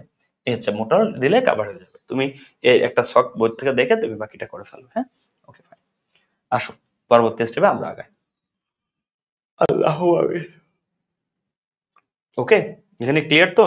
আলহামদুলিল্লাহ, এখানে আশা করি আর কোনো কি সমস্যা থাকবে না। বুঝতে পারছেন? আসো এবার আসো, এই কোম্পানি কি বলছে এখানে? এই কোম্পানি বলছে একটি কোম্পানির 10 টাকা মূল্যে 10 টাকা মূল্যে 25 লক্ষ শেয়ার। ওরে বাবা, 25 কোটি টাকা! ওরে সব এত টাকা! কোম্পানির ইস্যু করে কত? এই 15 লক্ষ শেয়ার 10% অধিহারে। তাহলে ইস্যুর থেকে শুরু করি। হ্যাঁ, ইস্যু করে কত? 15 লক্ষ। ভালো করে বুঝো, 15 লক্ষ শেয়ার 10% অধিহার। আগে ছিল 10 টাকা, 10 টাকা 10% 1 টাকা, তাহলে হচ্ছে 11 টাকা। উদ্দেশ্যে বিবেচনা কোম্পানি 18 লক্ষ শেয়ার আবেদন পায়। তাহলে আবেদন কত পাইছে? আবেদন পাইছে 18 লক্ষ। 18 লক্ষ শেয়ার আছে কত করে? আপনার আবেদনের টাকা কখনো চেঞ্জ হয় না। ইস্যু যে টাকা, আবেদন সেই টাকা। তাহলে প্রকৃত মূলধন, কোম্পানি প্রকৃত মূলধনের পরিমাণ হবে, কিন্তু এই ইস্যু যা করেছে এর বেশি কখন হতে পারে না। মনে রাখবা, প্রকৃত মূলধন ইস্যুর থেকে বেশি হবে না। প্রকৃত মূলধন কম হলে ঠিক আছে, ইস্যুর থেকে বেশি কখনোই হবে না। ইস্যু করেছে 15 লাখ, পাইছে 18 লাখ, সে 15 লাখই রাখবে, সে কখনোই 18 লাখ রাখবে না, বাকিটা ফেরত দেবে। বুঝতে পারছো? এর আগের অঙ্কে কিন্তু কম পাইছিলাম ধরছিলাম, আর বেশি পেলে কি করবো? ফেরত দেবো। আর এক্সল টাকাটা কত? এক্সল। তাহলে বাকিটা ফেরত দিতে হয় কিসের মাধ্যমে? ব্যাংকের মাধ্যমে ফেরত দিতে হয়। তাহলে ফেরত কোম্পানি ফেরত দেবে কত? 3 লক্ষ। কত করে নিছিল? এই যে নিছিল কত? 11 করে। এই যে 11 করে ফেরত দেবে। বুঝেছো? ওকে, এই দেখো নিছিল 11 করে, 11 ফেরত। তাহলে টোটাল আবেদনের 15 লক্ষ ইস্যু করেছিল, সেই 15 লক্ষ মূলধনে চলে গেল। যদি কম পাতো এখানে 13 লাখ, 13 লাখই দেখাইতাম, এর আগে অঙ্কে দেখাইছি। তার মানে এই যে 18 লাখ টাকা তোমার হচ্ছে এখানে কি আইছে, তাহলে 15 লাখে দেখাইছি, 3 লাখ ফেরত দিছি। অধিহার আছে না? তাহলে অধিহারে কয় টাকা যাবে? অধিহার কত? এই একচুয়াল টাকা। আমি বারবার কিন্তু বলতেছি, এগুলো ভুল করলে আমার জীবনটাই শেষ। 15 লাখ গুণ হচ্ছে কত করে? 1 টাকা করে, শেষ। খরচ আছে এই যে 1, আর এই খরচ কি? এই শেয়ারের উপরে, এই যে বুঝেছো? আমার মনে হয় না তোমাকে আর পড়ানো লাগবে, ঠিক আছে? এই যে ফেরত না, এই যে সেই ফেরতের কথা আমি বলছিলাম। বুঝতে পারছো? ইন্টারেস্টিং। তুমি না পারলে আবার দেখো। আসো, সো আমাদের অ্যাডমিশন এই বইগুলাই আছে, তুমি বইগুলো অর্ডার করতে পারো। অর্ডার করে তুমি তোমার অ্যাডমিশন প্রিপারেশন করতে পারো, কোর্স পারচেজ করতে পারো। তোমাকে আরেকটা কথা বলে দিই, এর শুরুর আগে যদি কখনো জমি টমি কেনার কথা বলে, জমি কিনলে কি হয়? শেয়ার মাধ্যমে জমি কিনছো, জমি ডেবিট। ওকে, ধরো তুমি শেয়ার দিছো একজনকে, বুঝছো? একজনকে বলছো তুই এই 10টা শেয়ার না আমার জমি দে। তুমি টাকা নেওনি, টাকা নিলে ব্যাংক ডেবিট হয়, শেয়ার আবেদন ক্রেডিট। আর জমি নিলে কি হবে? জমিটা ডেবিট হবে। এটাই পার্থক্য। হ্যাঁ, তো শেয়ারের এই ক্লাসটা করে তোমার আশা করতেছি তোমার একটু জেড কাভার হয়ে গেছে আলহামদুলিল্লাহ। তোমার এখানে আর কোনো প্রবলেম থাকবে না, এটা আমি বিশ্বাস করি। এরপরে এই অধ্যায় আমরা আগাবো। তো এখন আমরা পড়বো হচ্ছে এই অধ্যায়টা। এই অধ্যায়ের অনেকে আমাকে কোশ্চেন করে যে ভাই আপনি রেকর্ড কেন করতেছেন? তো আসলে শেষ সময় স্টুডেন্টদের মানে সত্য কথা এটাই যে লাইভ ক্লাসের অনেকটা সময় যায়, এবং স্টুডেন্টরা অনেকে এসে টেনে টেনে দেখতে চায়, অনেকে ক্লাস পজ করে করতে চায়। তো সব কথা বিবেচনা করে আসলে এই পরিশ্রমগুলো করা। আর তোমরা যদি ভালো করে কমপ্লিট করতে পারো, তোমরা অবভিয়াসলি লাইভের থেকে রেকর্ডে করে আর মজা পাবো ইনশাল্লাহ। আচ্ছা, প্রথম কথা হচ্ছে তোমার এখানে কি টাইপের কোশ্চেন থাকে? হ্যাঁ, কোশ্চেনের টাইপ হচ্ছে এরকম যে বিভিন্ন প্রকার মূলধন হিসাবের কথা বলে, যেমন চলতি মূলধন বের করো, কার্যকরী মূলধন বের করো, বিনিয়োজিত মূলধন বের করো, চলতি সম্পদ বের করো, দায় বের করো, এরকম কোশ্চেন থাকে। তারল্য অনুপাত সমূহ থাকে, এখান থেকে প্রশ্ন হয়। তারপর এখান থেকে প্রশ্ন হয় যে তোমার মুনাফা অর্জন ক্ষমতা থেকে প্রশ্ন হয়। সচ্ছলতা, মানে এক কথায় এখান থেকে প্রশ্ন হয়। সব থেকে গুরুত্বপূর্ণ টাইপ হচ্ছে এখানে, তুমি এইচএসসি এখন এক্সাম দিচ্ছ, তোমার সিকিউর জন্য এখান থেকে 2টা কোশ্চেন হবে, 2টা কোশ্চেনই পারা যায়। এমসিকিউ কোশ্চেন এখান থেকে মিনিমাম 5টা 6টা 7টা কোশ্চেন হতে পারে। তুমি ইউনিভার্সিটি অ্যাডমিশন যখন দেবা তখনও প্রত্যেকটা ভার্সিটিতে এখানে একটা কোশ্চেন মিনিমাম থাকবে, যে ভার্সিটির কোশ্চেন বেশি সেই ভার্সিটি 2টা থাকে। হ্যাঁ, এখান থেকে খুবই গুরুত্বপূর্ণ এই অধ্যায়টা, এবং এই অধ্যায়টা সূত্র বেস। ঠিক আছে? ওকে, প্রথম কথা কি কি সূত্র থাকে? সূত্র এই যে সূত্র সেটআপটা যে দেখো, এখান থেকে আদর্শ মান থেকে আবার সিকিউ প্রশ্ন হয়। হ্যাঁ, প্রথমত এই জায়গা থেকে প্রশ্ন হয় মাস্ট। হ্যাঁ, কি প্রশ্ন হয়? এই যে এখান থেকে প্রশ্ন হয়। প্রথমে প্রশ্ন হয় যে এখান থেকে কোশ্চেন হয় যে হচ্ছে তোমার চলতি অনুপাত। দেখো এই যে চলতি অনুপাতের থেকে প্রশ্ন হয়। হ্যাঁ, চলতি অনুপাতের থেকে কি প্রশ্ন হয়? চলতি অনুপাতের যে ইয়াগুলা সেটআপটা আছে, সেটআপ থেকে প্রশ্ন হয় যে নিচে করে চলতি অনুপাত বের কর। চলতি অনুপাতটা প্রশ্ন হয়। তারল্য অনুপাতের নামগুলা খুব গুরুত্বপূর্ণ। কি কি নাম আছে এখানে দেখো? তারল্য অনুপাতের কি আছে? নাম আছে এখানে। নামগুলা খুবই কি গুরুত্বপূর্ণ, ভালো করে দেখো। এখানে নামের ক্ষেত্রে কি বলতে? তারল্য অনুপাত, তড়িৎ অনুপাত, ঠিক আছে? তারপরে দ্রুত অনুপাত, অগ্নি পরীক্ষা অনুপাত, অ্যাসিড টেস্ট এবং কুইক অনুপাত। ওকে, এগুলো পরীক্ষা আসে যে এই অনুপাত বের করো, অ্যাসিড টেস্ট বের করো, তুমি জানলা না, কি জানলা যে অ্যাসিড টেস্ট কার নাম? অ্যাসিড হচ্ছে তারল্য অনুপাতের নাম। ঠিক আছে? তাহলে এটা তোমাকে জানতে হবে। চলতি অনুপাত, তারল্য অনুপাত, অ্যাসিড টেস্ট অনুপাত একই কথা। কার্যকরী মূলধন বা চলতি মূলধন এক। ওকে? কার্যকরী মূলধন অনুপাত বা চলতি মূলধন এক। এই যে অনুপাত, এটা হচ্ছে জাস্ট মূলধন। তারপরে কি আছে? মোট লাভ, নিট লাভ। Okay fine. তার মানে আমি প্রত্যেকটা জিনিস তোমাকে আমি শিখাবো কিভাবে অ্যান্সার করতে হয়। মোট লাভ, নিট লাভ। ওকে, বিনিয়োজিত মূলধন এটা কাজে লাগে না, দায়মা লিখে নাও, তেমন একটা মজুদ আবর্তন কাজে লাগে। আসো, তা এভাবে পুরো সূত্রটা মুখস্থ করতে গেলে আসলে তোমার পক্ষে করাটা টাফ হয়ে যাবে। তো তুমি একটু নোট করে ফেলো, এটা হচ্ছে এই নোটটা করে ফেলবা। ঠিক আছে? একেতে মনে রাখবা অনুপাতের ক্ষেত্রে, ঠিক আছে, চলতি অনুপাত এই তিনটা সব থেকে বেশি আসে। হ্যাঁ, চলতি অনুপাত, চলতি অতে অনুপাত, একটা হচ্ছে কি তারল্য অনুপাত। ঠিক আছে? তারল্য অনুপাত, আর একটা হচ্ছে চলতি মূলধন। হ্যাঁ, চলতি মূলধন অথবা কার্যকরী মূলধন। ঠিক আছে? চলতি মূলধন অনুপাত এইগুলা সব থেকে বেশি পরীক্ষায় আসে। আসো, চলতি অনুপাতের ক্ষেত্রে কি হয়েছে? মানে প্রত্যেকটা তিনটা আছে মেলায় হারায় যাওয়া ভাই। হ্যাঁ, এই তিনটা কি মেলায় হারাই গেছিল। হচ্ছে এমন একটা ভাই যারা মেলায় হারাই গেছিল একসময়। হ্যাঁ, প্রত্যেকটার নিচে কি আছে? চলতি দায় আছে। বুঝছো? প্রত্যেকটার নিচে চলতি দায়, প্রত্যেকটার নিচে কি আছে? চলতি দায় আছে। প্রত্যেকটার নিচে কি আছে? চলতি দায় আছে। হ্যাঁ, ওকে ফাইন। এবং এটা চলতি অনুপাত না, ইন্টারেস্টিং ব্যাপারটা ভালো করে বুঝো। চলতি অনুপাত, তাহলে এখানে উপরে হচ্ছে চলতি সম্পদ। তাহলে চলতি অনুপাত যেহেতু উপরে চলতি সম্পদ, আমি একটু ছোট করে লিখছি তোমার টাইমটা যাতে সেভ হয়। তারল্য অনুপাতের ক্ষেত্রে এখানে উপরে হবে তারল্য সম্পদ। তারল্য সম্পদ। ওকে ফাইন, এটা টেকনিক মনে রাখার। হ্যাঁ, চলতি মূলধন তাই উপরে হবে চলতি মূলধন। Okay fine, clear? এই যে দেখো সূত্রটা কত ইম্পর্টেন্ট, এটা সহজে শিখলা তুমি। হ্যাঁ, তার মানে প্রত্যেকটা নিচে তিনটা অনুপাত পরীক্ষায় আসে। ওকে, চলতি, তারল্য, তারল্য আর একটা অ্যাসিড, অ্যাসিড টেস্ট বা হতে পারে তারল্য অনুপাত হচ্ছে কি তারল্য অনুপাত, আর এক নাম হচ্ছে অগ্নি পরীক্ষা। এই তিনটা অনুপাতের নিচে আছে কি? চলতি দায়, চলতি দায়, চলতি দায়। এবং এর উপরে চলতি অনুপাতে চলতি সম্পদ, চলতি অনুপাত ডিরেক্ট বসা দিস না আবার। হ্যাঁ, তারল্য অনুপাতের উপর আছে তো তারল্য সম্পদ, এবং চলতি মূলধনের উপরে থাকে চলতি মূলধন। অনুপাতের ক্ষেত্রে এটার আদর্শ মান হচ্ছে মনে রাখবা 2:1। 2:1। ঠিক আছে? আদর্শ মান এটা 1:1, আদর্শ মান 1:1। ঠিক আছে? তাহলে এখান থেকে কি কি প্রশ্ন আসে? প্রশ্ন আসে এইরকম সেটআপই থাকবে, এখান থেকে বের করতে হয়। এখন আসো, অনেকে জানে না চলতি সম্পদ তো জানে, তারল্য সম্পদ কি আসলে। চলতি মূলধন কি? চলতি মূলধন হচ্ছে যে কোনো মূলধন বের করার সময় সম্পদ থেকে দায় বাদ। তাহলে চলতি মূলধন কেমন বের করো? চলতি সম্পদ মাইনাস চলতি দায়, এটা অনেকে পারে আর কি। ঠিক আছে? চলতি সম্পদ থেকে চলতি দায় বাদ দিলে চলতি মূলধন বের হয়। তারল্য সম্পদ হচ্ছে এইরকম, সকল চলতি সম্পদকে তারল্য সম্পদ বলে। শুধুমাত্র সকল চলতি সম্পদ সমান সমান কি? তারল্য সম্পদ। শুধুমাত্র বাদে সকল চলতি সম্পদকে তারল্য সম্পদ শুধুমাত্র কি বাদে? শুধুমাত্র সমাপনী, সমাপনী কি? মজুদ। সমাপনী মজুদ আর হচ্ছে অগ্রিম ব্যয়।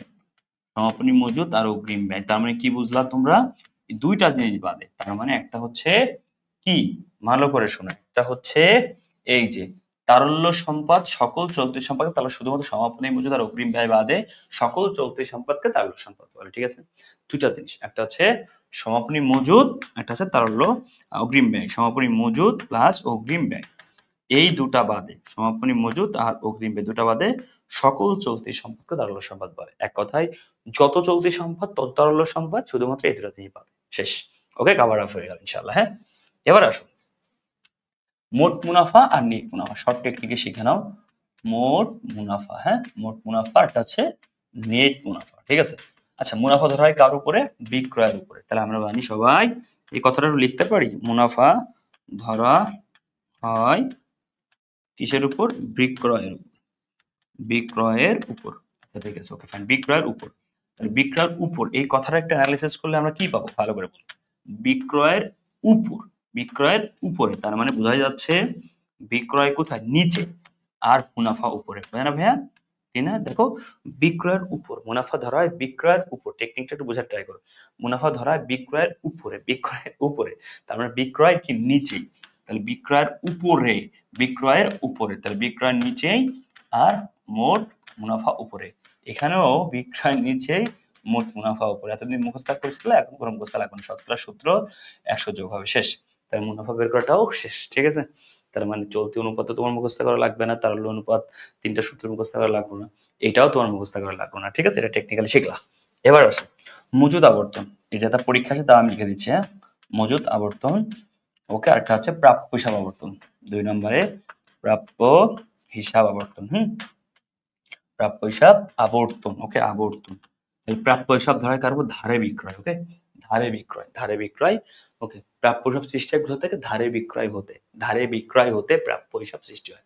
তাহলে আমি কি লিখতে পারি ধারে, কথাটা কিরকম লেখা যায়? তাহলে প্রাপ্য হিসাব সৃষ্টি হয় ধারে, ধারে বিক্রয় হতে, হতে প্রাপ্য হিসাব সৃষ্টি হয়। স্টুডেন্ট ভুলে যায় কোনটা উপরে কোনটা নিচে।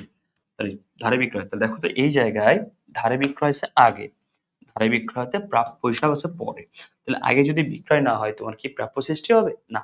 এই তো ইন্টারেস্টিং। তাহলে কি সূত্রের আগে, আগে এটা হলো আগে, এটা হলো পরে, স্বাভাবিক। তাহলে আগে মানে উপরে, তাহলে আমি লিখতে পারি উপরে ধারে বিক্রয়, ধারে বিক্রয়, নিচে গড় প্রাপ্য।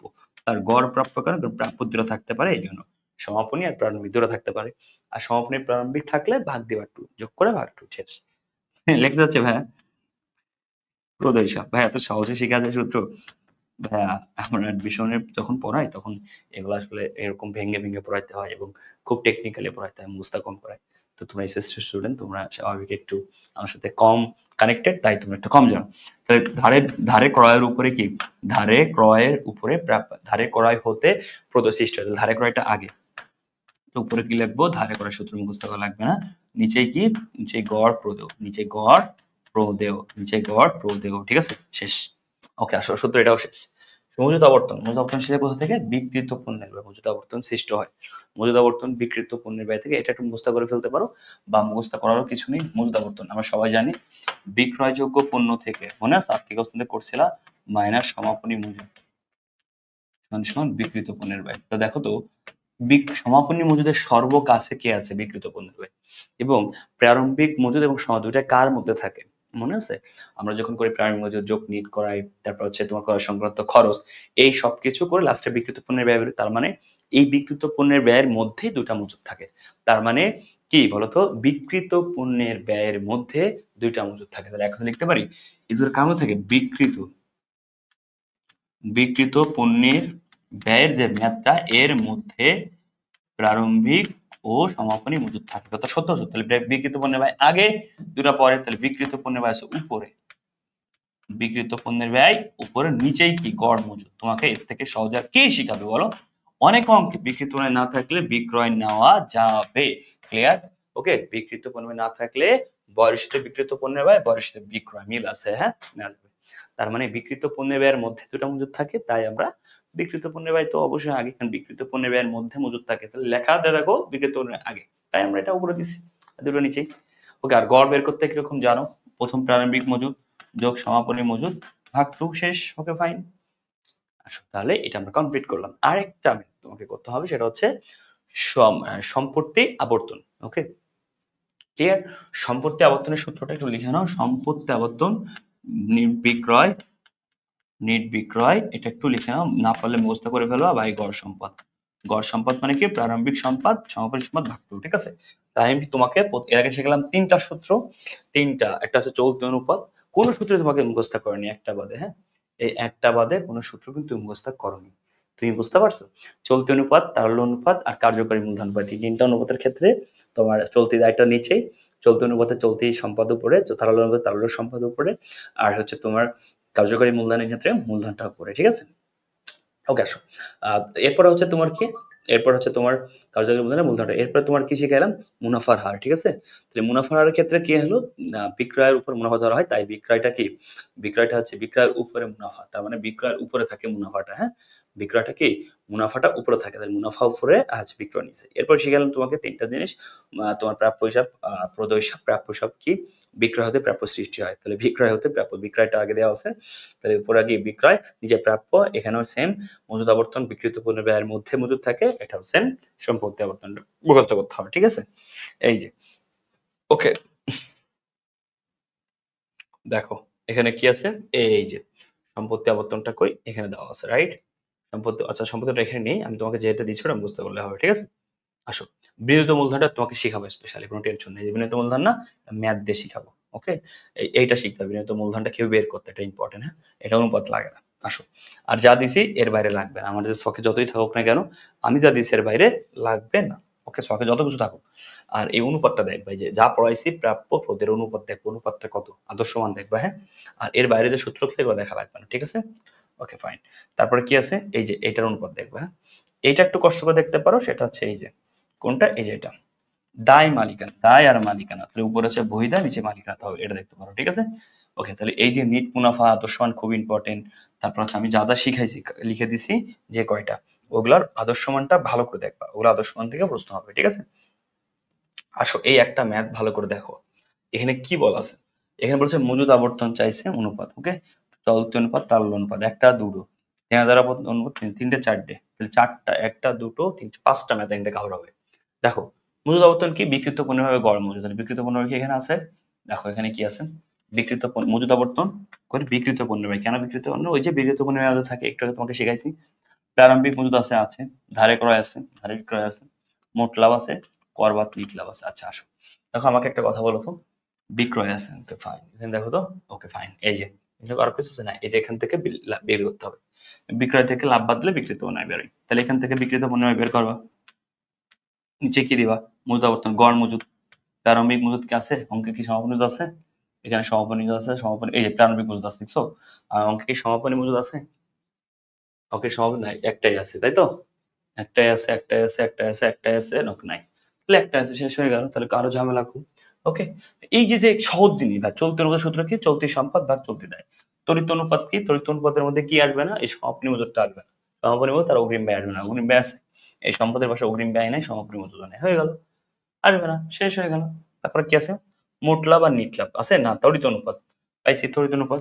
দেনাদার আবর্তন কি, এই যে ধারে বিক্রয় আছে বা আছে গড় দেনাদার, গড় দেনাদার ক্ষেত্রে কি লাগে না, প্রাপ্য, প্রাপ্য এই যে প্রাপ্য আছে, আলটিমেটলি ভাই আমি বলতে চাচ্ছি তোমাকে যে প্রাপ্যগুলো আছে, প্রাপ্যগুলো যোগ করবা, প্রারম্ভিক সমাপনী রাখো, এগুলো তুমি পারো, এটা তোমার সব থেকে সোজা। এদের সব থেকে বেশি প্রবলেম ছিল তোমার কোথায় জানো, সূত্রগুলো মনে থাকে না, আমি একদম জানি, মানে তোমার মনের কথা আমি জানি, সব পারবে তুমি এখন, তুমি যখন এখন প্র্যাকটিস করলে হবে, তোমাকে আমি সূত্র তাহলে কতগুলো শিখতে হবে তোমাকে, ওকে এটা ভেরি ইম্পর্টেন্ট, তোমাকে শিখতে হবে সূত্রগুলো হচ্ছে মনে রাখবা, সেই সূত্রটা হচ্ছে মনে রাখো খুব গুরুত্বপূর্ণ সহকারে, বুঝলে, কার্যক্রম একটা চলতি মূলধন, দায় মালিকানা যে একটু আগে পড়েছিলাম কিন্তু মনে আছে, একটু দেখাচ্ছি তো, সূত্র হিসাবে চলতি অনুপাত, তারল্য অনুপাত,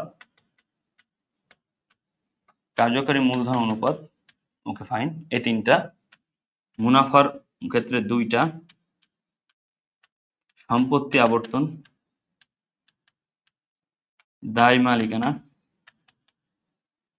দায় মালিকানা শিখতে হবে। এই অধ্যায়ে তুমি আমার এমসিকিউ ক্লাস, ও এই অধ্যায়ের এমসিকিউ ক্লাসটা must be better, must be করবা, এমসিকিউ ক্লাসে আমি আরো অনেক ভেঙেছি, ঠিক আছে।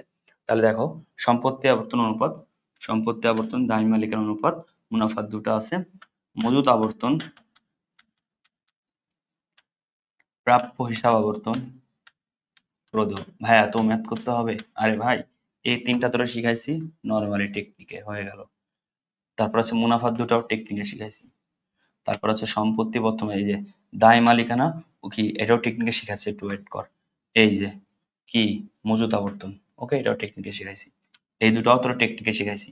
দায় মতো এখানে দায় আছে, মালিকানা আছে, এটা এল এটা ওই, এটা আগে আছে তাই এল আর আছে ওই, মনে রাখবি এল মানে বহিদায়, ওকে তাহলে আমি লিখবো বহিদায়, এই দুটো মিলে টোটাল দায়, এটা বহিদায় এটা অন্তদায়, নিচে লিখবো মালিকানা, অন্তদায়ের নাম মালিকানা সত্ত্ব, তার মানে আগে আছে এটা, এটা উপরে, এটা পরে আছে, এটা নিচে, ঠিক আছে। যদি বলো দায় সম্পত্তি, বহিদায় উপরে হতো, সম্পত্তি নিচে হতো, এই তো, তাহলে এটাও তোর টেকনিকে শিখাইলাম, এই একটা মুখস্থ করতে হচ্ছে, বাকি কোনোটা মুখস্থ নাই।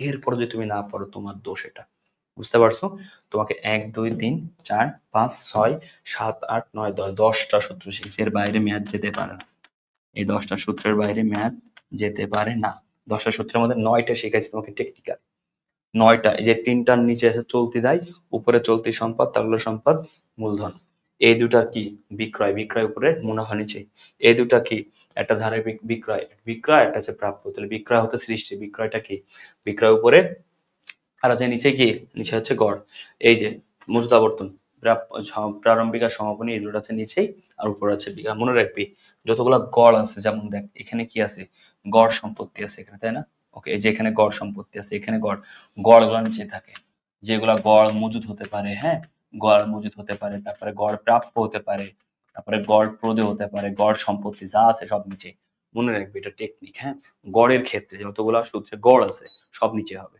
আবার বলছি, যতগুলা সূত্রে কি আছে গড় আছে, আমি আবার বলছি যতগুলা সূত্রে কি আছে গড় আছে সব নিচেই হবে, বুঝেছিস? যতগুলা সূত্রে কি আছে গড় আছে সব নিচেই হবে, বুঝেছো? যতগুলা সূত্রে গড় আছে সব নিচে, যেমন গড় প্রাপ্য, গড় মজুদ, তারপর হচ্ছে গড় গড় হচ্ছে তোর কি বলে ওকে গড় প্রদেয়, তারপর হচ্ছে গড় সম্পত্তি সব নিচে হবে। এই যে আরো একটা টেকনিক শিখলে লিখে নিতে পারো, সকল গড় নিচে হবে। ওকে আসো, এবার আসো বিনিয়োজিত মূলধন কি। ওকে, এটা তোমাদের বাকি আছে। এই যে এটা তোমাকে শিখে নিতে হবে, এই যে কোনগুলা হচ্ছে তোমার সম্পত্তির পাশে যায়। একটা সহজ কথা বলি, এত সময় যা পড়ছো তার থেকে সবথেকে ইম্পর্টেন্ট এই সংখ্যাটা, হ্যাঁ? এই আর্থিক বিনিয়োগ বিশ্লেষণ সম্পত্তির পাশে আমি 10টা এন্ট্রি দেখছি। ওই এন্ট্রি দেখে তোমাকে এটা পড়াচ্ছি যে এর বাইরে কোনো এন্ট্রি যেতে পারে না। সম্পত্তির পাশে কি কি যায়, ওকে? সম্পত্তির পাশে কি কি যায়, সম্পত্তির পাশে কি কি যায়, প্রত্যেকটা এন্ট্রি তোমার জানা আছে না? প্রত্যেকটা এন্ট্রি। দায়ের পাশে কি কি যায়, ওকে? এইগুলার বাইরে যায় না। দায়ের পাশে এগুলার বাইরে কি যায় না, বুঝছো? মনে রাখবা একটা ভেরি ইম্পর্টেন্ট কোশ্চেন, যেটা হচ্ছে যদি কখনো থাকে, ওকে? যদি কখনো থাকে কি থাকে, সম্ভাব্য সম্পদ, বা এটা আসবে না। তাহলে কি বলছেন, সম্ভাব্য সম্পদ, বা ওই পাশে থাকবে সম্ভাব্য দায়, কখন এটা আসে না, ঠিক আছে? এটা মাথায় রাখবা। এবার বিনিয়োজিত মূলধন কি? বিনিয়োজিত মূলধন বিনিয়োগকৃত মূলধন, এটা ভেরি ইম্পর্টেন্ট, হ্যাঁ? বিনিয়োজিত মূলধন ক নম্বরের জন্য আসতে পারে। তাহলে চলতি সম্পদ বের করতে পারবা এখান থেকে, এগুলো তুমি পারো। চলতি দায় এগুলো পানির মতো সোজা, এগুলো আর করাইতে লজ্জা লাগে নিজেরও। বিনিয়োজিত মূলধন, হ্যাঁ? এর বাইরে কিন্তু কোশ্চেন থাকবে না, আমি বারবার বলে দিচ্ছি কিন্তু, হ্যাঁ? ওকে, এর বাইরে কোনো কোশ্চেন থাকবে না ইনশাল্লাহ। বিনিয়োজিত মূলধন মানে সহজ কথায় বিনিয়োগকৃত মূলধন। বিনিয়োগকৃত মূলধন একটা প্রতিষ্ঠানে, দেখো তো এ সমান এল প্লাস ও, ঠিক আছে? এই কিছু, এই যে মনে করি এটা 5 টাকা, এটা 3 টাকা, এটা 8 টাকা, তার মানে এ যে সম্পদ, কিছু দিচ্ছে ওই মানে মালিক, তার মানে বিনিয়োগ হয় একেতে মালিক থেকে, মালিক কর্তৃক। 2 নম্বরে যে দায়গুলা, যে বড় বড় ঋণ, এটাও তো প্রতিষ্ঠানের জন্য এক প্রকার বিনিয়োগ, ইনভেস্টমেন্ট, তাই না? ওটা আমি দায় কেন নেই, ঋণ নেই প্রতিষ্ঠানের দরকারে, ওকে ফাইন। তার মানে এটা খুব 5 টাকা দায় কি, এই বিনিয়োগটা করে দায়, তার মানে একেতে বহিদায় থেকেও আসে, বহিদায় থেকেও প্রতিষ্ঠানের ইনভেস্টমেন্ট আসে, তাই তো প্রতিষ্ঠানের সম্পদ 8। প্রতিষ্ঠান নিজস্ব কোনো সম্পদ নাই, এক এল থেকে আসে, এক ওই থেকে আসে। ডান, আসো এখন আসো। তাহলে আমি বলতে পারি এই যে মালিকের তহবিল আর বহিদায় সব এই পাশে আছে। এই যে বহিদারের মধ্যে 2টা ভার্সন আছে, একটা দীর্ঘমেয়াদী, ওকে, একটা চলতি। তাহলে এই চলতি যেটা, এটা কিন্তু আর কি আমার বিনিয়োগ হিসাবে কাজ করে না, এটা 1 বছরের নিচে এটা কাজ করে। তাহলে আমি কি বলতে পারি বিনিয়োজিত মূলধন মানে হচ্ছে মালিকানা তহবিল, ভালো করে লিখে নাও খাতায়। মালিকানা তহবিল যোগ যোগ দীর্ঘমেয়াদী দায়, মালিকানা তহবিলের সাথে দীর্ঘমেয়াদী দায় যোগ করলে আমি বহিদায় বিনিয়োজিত মূলধন পাবো, বুঝেছো? তাহলে এই মশা, মালিকানা তহবিলের সাথে আমরা যদি মালিকানা তহবিলের সাথে মানে মালিক যেগুলো দিবে, মালিকানা তহবিল বলতে মালিক যা দিবে, আর হচ্ছে কি মালিকানা তহবিল আর দীর্ঘমেয়াদী দায়, ওকে ফাইন। তাহলে এবার এই জায়গায় কি কি কি জিনিস থাকে, এখানে তো মালিকানা তহবিল থাকে, ঠিক না? মালিকানা তহবিল থাকে, দীর্ঘমেয়াদী দায় থাকে, চলতি দায় থাকে, ওকে ফাইন। তাহলে আমি কি প্রত্যেকটা আলাদা আলাদা বের করো? উত্তর হচ্ছে না, আমি সহজ কাট করবো। এখানে মোট দায় আছে না, মোট দায় থেকে যদি আমি এই চলতিটা বাদ দিই, তাহলে মাইনাস চলতি দায় হয়ে গেল, হয়ে গেল, এই সূত্র শেষ। তাহলে আমার যদি মোট দায় মানে এই টোটাল ফাংশন, এখানে 3টা জিনিস থাকে, সবাই গুরুত্বপূর্ণ সহকারে বুঝো, হ্যাঁ? একদম পারফেক্টলি বুঝাও। একটা, দুটা, তিনটা, এখানে এই দুটা থেকে মানে মোট, মোট মানে কি টোটালটা, এই টোটালটা থেকে এটা বাদ দিই, তাহলে এই চলতি বাদ দিয়ে এটা থাকে, এটা থাকে, এই যে। আচ্ছা, মোট দায় যে কথা, মোট সম্পদ, এটা কি আলাদা জিনিস? না।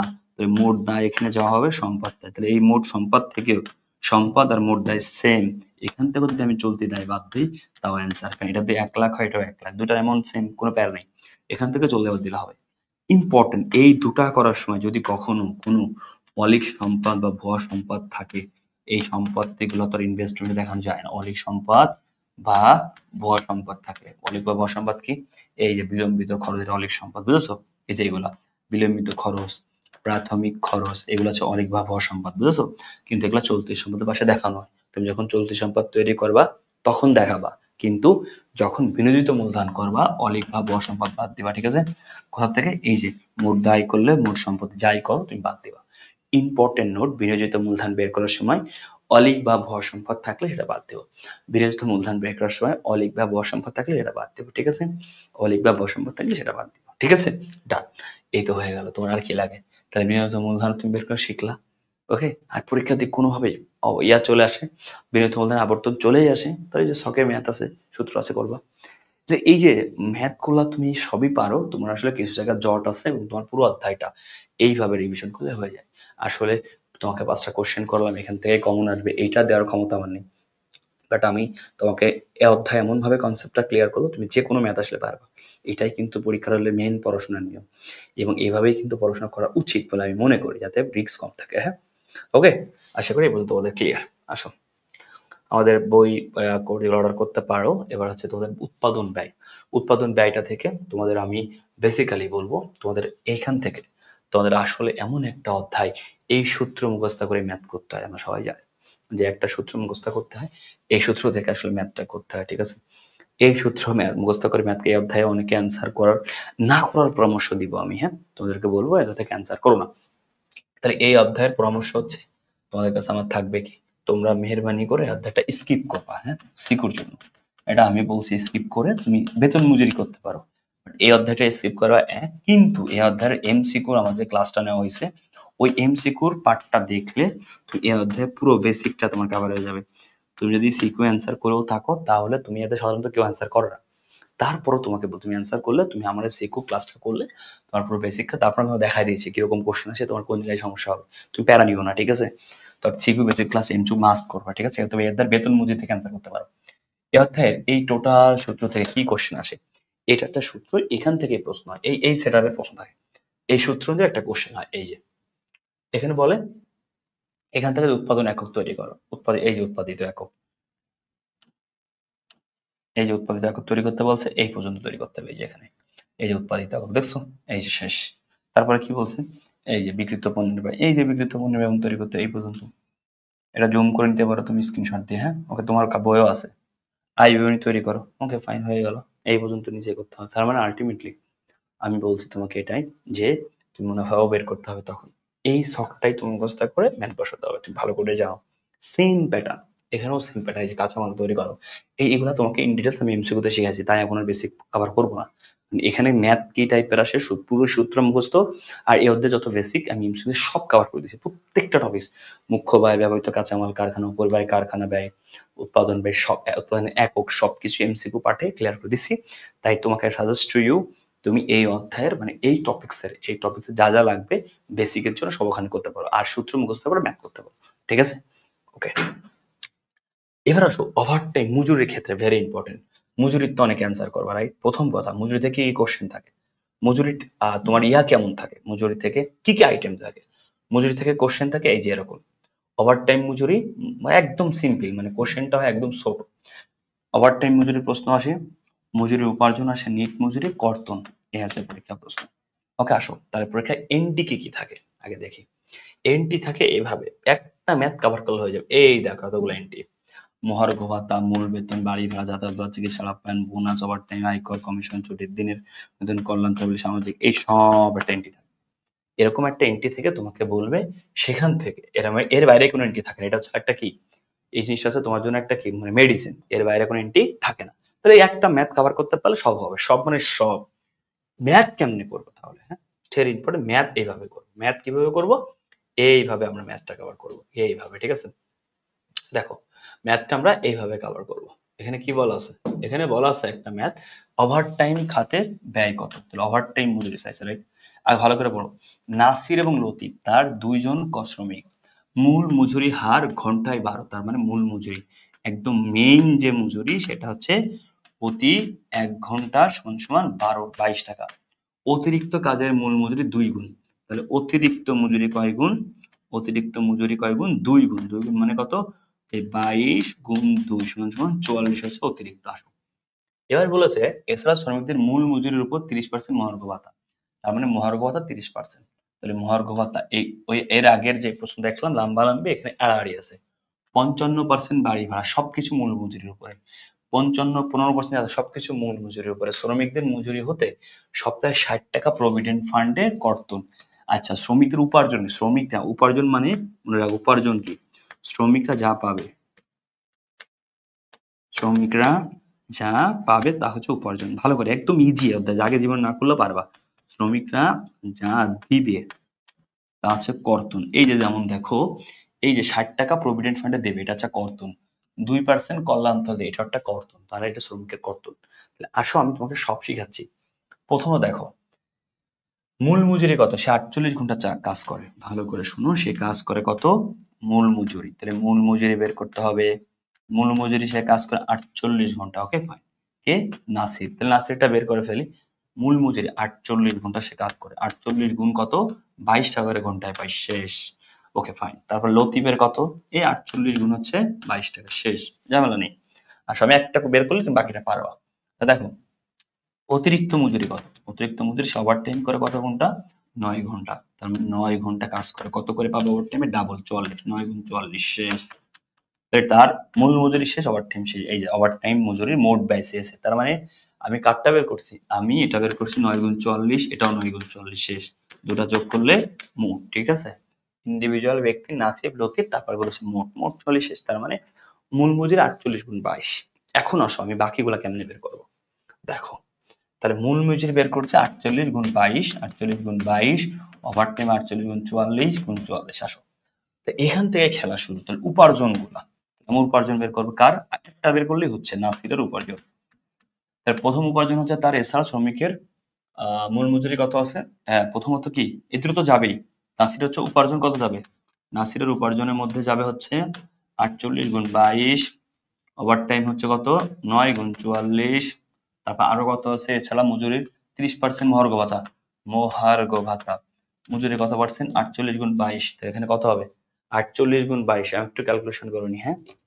48 গুণ 22 যেতে উইদাউট ক্যালকুলেটর হবে, কিন্তু সময় লাগবে। 1056।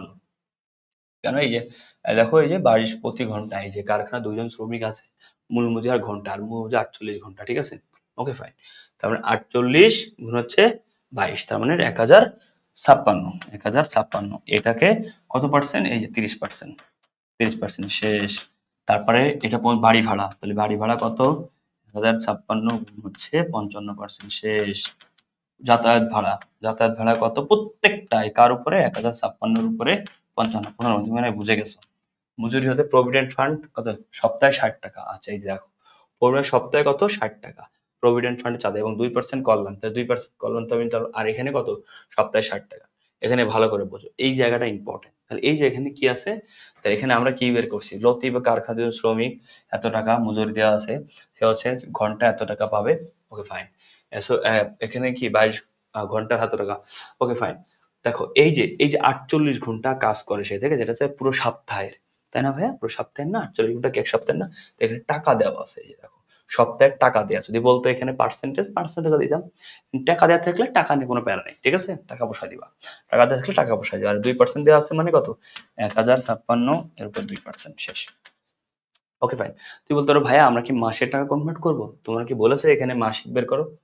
তোমাকে বলেছে? এই যে 48 কি সপ্তাহের না? স্বাভাবিকভাবে কি 8 ঘন্টা থাকে না? তাহলে 7 ঘন্টা 8 ঘন্টা এরকম কর্মঘণ্টা থাকে, তাই না? ওকে, 6 ঘন্টা থাকে। ওকে, তার মানে সাপ্তাহিক এটা, হ্যাঁ। Okay fine. তুমি যে টাকা দেওয়া আছে সাপ্তাহিক বাদ দিই।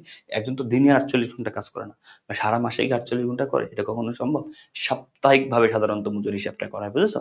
ওকে, তার মানে তুমি অ্যাটলিস্ট যে টাকা আছে এটা বসাই দেবা। শেষ। ওকে। দেখো এবার এখানে কি আছে? এখানে হচ্ছে তোমার এই টাকা থাকলে টাকা পয়সা দিবা। ওকে, হয়ে গেল।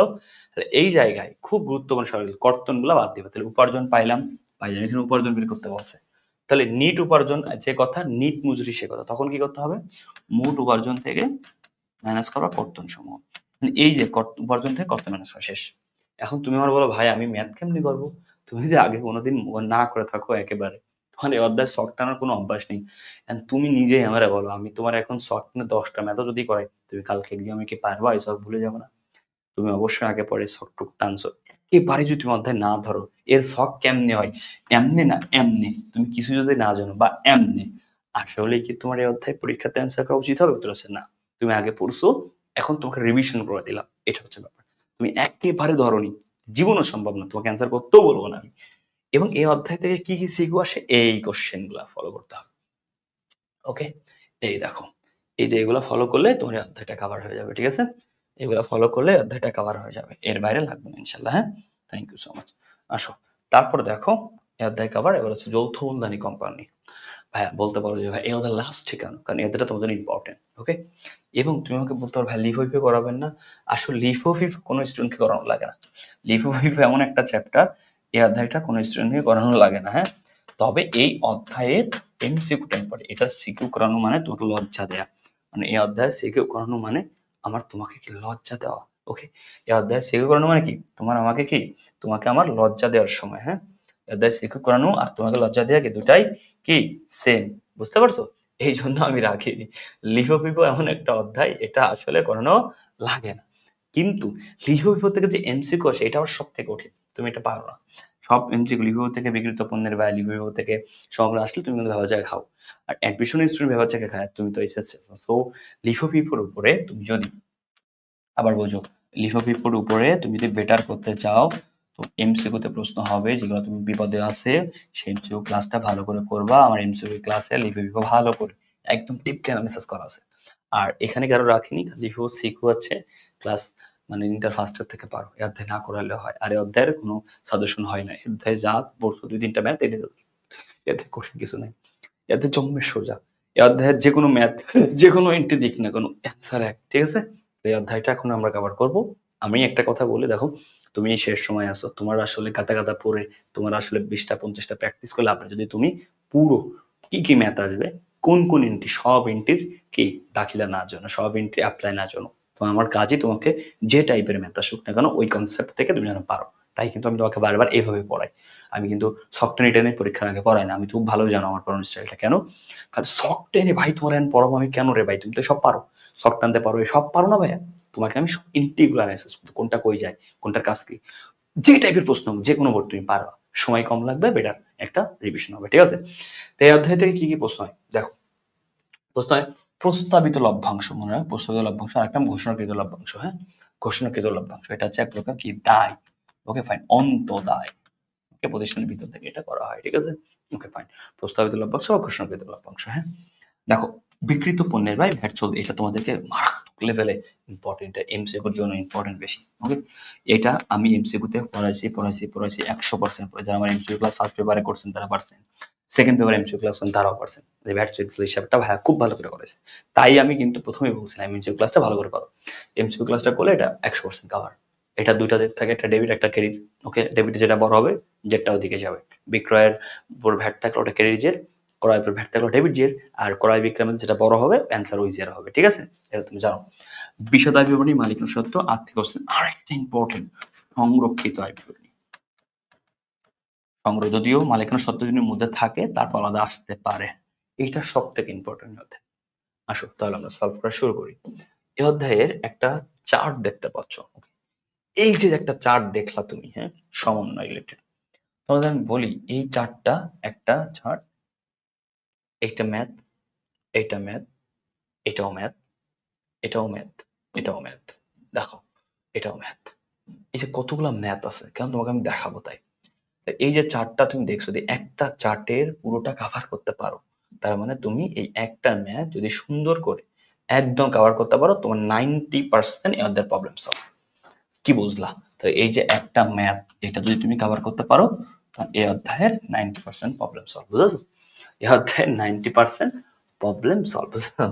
ওকে, হ্যাঁ, দেখো আসো দেখো, তাহলে এই যে যে জিনিসগুলো এখানে আছে, তোমার আর্থিক অবস্থার নিয়ে তুমি এর আগেও পড়ছো, সুনাম দান, এই প্রত্যেকটা জিনিস সম্পর্কে তুমি কি পরিচিত? সবাই জানে আয়কর মানে হচ্ছে উত্তোলন, এই প্রত্যেকটা জিনিস তুমি পরিচিত, শুধুমাত্র এই যে এই জিনিসটার সাথে অপরিচিত।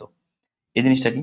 এই আয়কর দুইবার হয়ে গেছে, এই জিনিসটা হচ্ছে তোমার কি, এই জিনিসটা হচ্ছে তোমার কি নতুন করে আসছে, তার মানে ফার্স্ট পেপারের আর্থিক বিবরণী থেকে সেকেন্ড পেপার আর্থিক বিবরণী প্রথম পার্থক্য হচ্ছে এটা, প্রথম কথা শেষ। ওকে আসো দ্বিতীয় কথা, এইটা নতুন নতুন, আমি নতুন বলে নতুন নতুন নতুন, তারপর হচ্ছে তোমার অধিপন্য সঞ্চিত, এটা ওখানেও আছে, এই যে তো এই যে এইগুলো হচ্ছে নতুন। তাহলে এই দেখো নতুন আইটেম কোন কোনগুলো আছে, এই যে নতুন আইটেম গুলা, এই তার মানে ফার্স্ট পেপার থেকে সেকেন্ড পেপারের একটা পার্থক্য এটা। আর এই পার্থক্যটা কেন হয়েছে সেটাও আমি বলে দিই, প্রত্যেকটা পয়েন্ট বুঝতে হবে, না বললে তুমি রেফারেন্সটা না বুঝলে তুমি কিন্তু অ্যান্সার করতে পারবে না। সংরক্ষিত আয় বিবরণী তৈরি করার জন্য, সংরক্ষিত আয় বিবরণী নামে একটা আইটেম আছে, ওই আইটেমটা তৈরি করার জন্য এই অধ্যায়ের এটা নতুন করে হয়। আসো সমন্বয় তাহলে নতুন কোনগুলা দেখো, খুব গুরুত্বপূর্ণ সহকারে বুঝবা। প্রাপ্য হিসাবে আদায়যোগ্য নয় এত টাকা, এটা ফার্স্ট পেপারেও আছে, এটা নিয়ে কোনো প্যারা তোমার নাই। কিভাবে এটা করতে হয়? প্রাপ্য হিসাব আদায় যোগ্য নাই। তাহলে প্রাপ্য হিসাব কত হচ্ছে? প্রাপ্য হিসাব থেকে প্রথমে এটা মাইনাস করতে হয়, পরে এরপর পার্সেন্টেজ মাইনাস করতে হয় নতুন। হ্যাঁ, এটা তুমি ফার্স্ট পেপারে আমার ক্লাস করছো বা যে স্যারের ক্লাসে করো তুমি এটা পারো। এখন তুমি তো বলো আমি পারি না, এটা ভুল, কারণ তুমি ফার্স্ট পেপারে তাহলে কেমনে দিলা? তাহলে তুমি ফার্স্ট পেপারে অ্যান্সার করোনি, আর ফার্স্ট পেপার দিয়ে তুমি এই কোশ্চেন অ্যান্সার না করো সেকেন্ড পেপার তুমি করবে না, আমি জানি। আর তুমি যদি করে থাকো তা তুমি এই সমন্বয় জানো। প্রাপ্য হিসাব থেকে প্রথম অনির্পণা বাদ দিতে হয়, পরে সঞ্চিতি। নতুন তাহলে কি ভেরি, এই যে নতুন, নতুন সমন্বয় একটা, নতুন সমন্বয় একটা, ওকে ফাইন, নতুন সমন্বয় একটা। আমি নতুন সমন্বয়গুলো দেখাচ্ছি আর তোমার ম্যাথ করতে সুবিধা হবে। মানে আমি তোমাকে কত সহজে প্রসেস দেখছো ভাই, তুমি আমার ক্লাসটা কেন করতেছো? দেখো, ফার্স্ট পেপার থেকে সেকেন্ড পেপার আত্মীয় পার্থক্যটাকে বুঝো, তাইলে কিন্তু তুমি সহজে পারবা, তোমার কাছে ভয়টা কমে যাবে। দেখো, অগ্রিম ভাড়ার মেয়াদ, এটা তুমি পরীক্ষার হলে তুমি করে আসছো ফার্স্ট পেপারে, যে অগ্রিম ভাড়া থাকলে কি হয়, অগ্রিম ভাড়ার মেয়াদ উত্তীর্ণ হয়েছে মানে এটা খরচ, তাহলে ভাড়া থেকে, অগ্রিম ভাড়া থেকে এটা বাদ যাবে, এটা জানো তুমি। ডেলিভারি ভ্যানের উপর অবজয়, এটাও তুমি জানো, ফার্স্ট পেপারে করে আসছো। এইটা তোমার নতুন, প্রস্তাবিত লভ্যাংশ, এটা নতুন, ওকে ফাইন। আসো, স্থায়ী সম্পত্তির অবচয়, এটা তোমার জন্য পুরাতন, তুমি জানো। বিজ্ঞাপন বাবদ এত টাকা মূল্য, দূর, এগুলো তোমার জন্য বহুত পুরাতন হয়ে গেছে। বিজ্ঞাপন খরচ, বিলম্বিত অবলাপন বা বিজ্ঞাপনের নতুন থাকলে যোগ করতে, এগুলো সব জানো। অলিখিত বিক্রয় তোমার জন্য পুরাতন। সমাপনী মজুত তোমার জন্য পুরাতন। সমাপনী মজুতের মধ্যে এত টাকা অন্তর্ভুক্ত আছে, আমার ফার্স্ট পেপার ক্লাস আমি মারাত্মক ভালোভাবে করেছি, যে সমাপনী মজুত থেকে বাদ দিতে হয়, যা যা অন্তর্ভুক্ত থাকে, তাই না? অনুভূত সেনা উপার্জিত, একদম জানে চটকানি মারবো, এগুলো এখন না পারিস, মনে আছে? 3000 টাকা উপার্জিত, উপার্জিত কি করতে হয়, সেবার সাথে যোগ করতে হয়, আর অনুভূত থেকে বাদ দিতে হয়। মারাত্মক টিপ পড়াইছি। আমি আবার বলছি, তুমি যে স্যারের ক্লাসে করো তুমি এগুলো সব পারো। আমি যে এগুলো, আমার কথা খুব গুরুত্বপূর্ণ সহকারে বুঝবো, আমি তোমার টাইম সেভ করাচ্ছি না, আমি তোমাকে মূল পড়াশোনার মধ্যে ঢুকাচ্ছি। তুমি এই যে এগুলো কাটলাম, তুমি প্রত্যেকটা এন্ট্রি পারো যদি তুমি ফার্স্ট পেপারে সিকোয়েন্সার করে থাকো, আত্মীয় অবস্থার বিবরণী। তুমি যে পারো না কোনগুলো, এই এন্ট্রি গুলাই তোমার প্রবলেম। এক, এইগুলাই এখন তোমাকে সলভ করতে হবে। এক, এগুলা পারো। দুই, তিন, চার। সম্ভাব্য দায় কোথাও আসে না, মনে রাখবা প্রথম কথা। সম্ভাব্য দায় এটা কোথাও আসে না, প্রথম কথা ক্লিয়ার। তাহলে ভাই নিজেকে একটু ভাবো তো, জাহিদ ভাই কি করছেন, নিজেদের একটু ভাবো তো, নিজেরা একটু ভাবো যে জাহিদ ভাই কি বলছেন, জাহিদ ভাই কি ভুল বলছে কিনা। ওকে, নিজেরা একটু ভাবাও, জাস্ট একটু ভাবাও জাহিদ ভাই কথাটা ভুল বলছে কিনা, জাহিদ ভাই কথাটা ভুল বলছে, একটু ভাবাও। ওকে, জাহিদ ভাই কথাটা ভুল বলছে কিনা একটু ভাবাও, নিজেরা একটু থিঙ্কিং করো, ভাইয়া কথাটা ভুল বলছে কিনা, জাস্ট থিঙ্কিং করো। সময় দিলাম, বা পজ করে থিঙ্কিং করো যে ভাইয়া কথাটা ঠিক বলছে কিনা। এই যে যেগুলা ভাইয়া দেখা দিচ্ছে, এইগুলাই আমার প্রবলেম, এইগুলাই সেকেন্ড পেপারের পার্থক্য। ওকে, চিন্তা ভাবনা শেষ, এখন আসো এই জায়গায়। তাহলে যেই কয়টা আইটেম আছে, যেমন দেখো এখানে নিট লাভের থেকে এত টাকা সঞ্চিত হবে, স্থানান্তর করতে হবে, নিট লাভের এত টাকা, কারণ নিট লাভ থেকে কিন্তু এটা মাইনাস হবে একেতে। আমরা যখন নিট লাভ তৈরি করবো, আমরা যখন নিট লাভ কোথায় দেখাই, আমরা দেখাই নিট লাভ হচ্ছে তোমার সংরক্ষিত দেখাই, সংগ্রহ মালিকানা সত্ত্ব তৈরি করার সময় দেখাই, ওখান থেকে মাইনাস করবো, এবং এত টাকা দ্বারা লভ্যাংশ সমতা করতে হবে। এক কথা, এই এন্ট্রি গুলা সবকিছুর ঝামেলা, প্রস্তাবিত লভ্যাংশ এটা কোথায় যাবে। দেখো, প্রথম কথা আমি একদম ক্লিয়ার করে দিই, মূলধনের উপর লভ্যাংশ ঘোষণা, এই যে ঘোষণাকৃত লভ্যাংশ আর একটা প্রস্তাবিত লভ্যাংশ, আর একটাও আছে, সমস্যা নেই। এইটা কি মূলধন থেকে কি বাদ দিতে হবে, তাহলে মূলধন যখন করব মালিকানা সত্ত্ব তখন বাদ দিব। তাহলে আসো আমরা কি কি এন্ট্রি, এক কথায় এই টোটাল এন্ট্রির ঝামেলা কি কি হয়, এক কথায় নিট লাভ থেকে কি কি মাইনাস হবে বা যোগ হবে, দ্বিতীয় কথা মালিকানা সত্ত্ব তৈরি করার সময় মূলধন থেকে কি কি বাদ যাবে, ওকে ভালো কথা।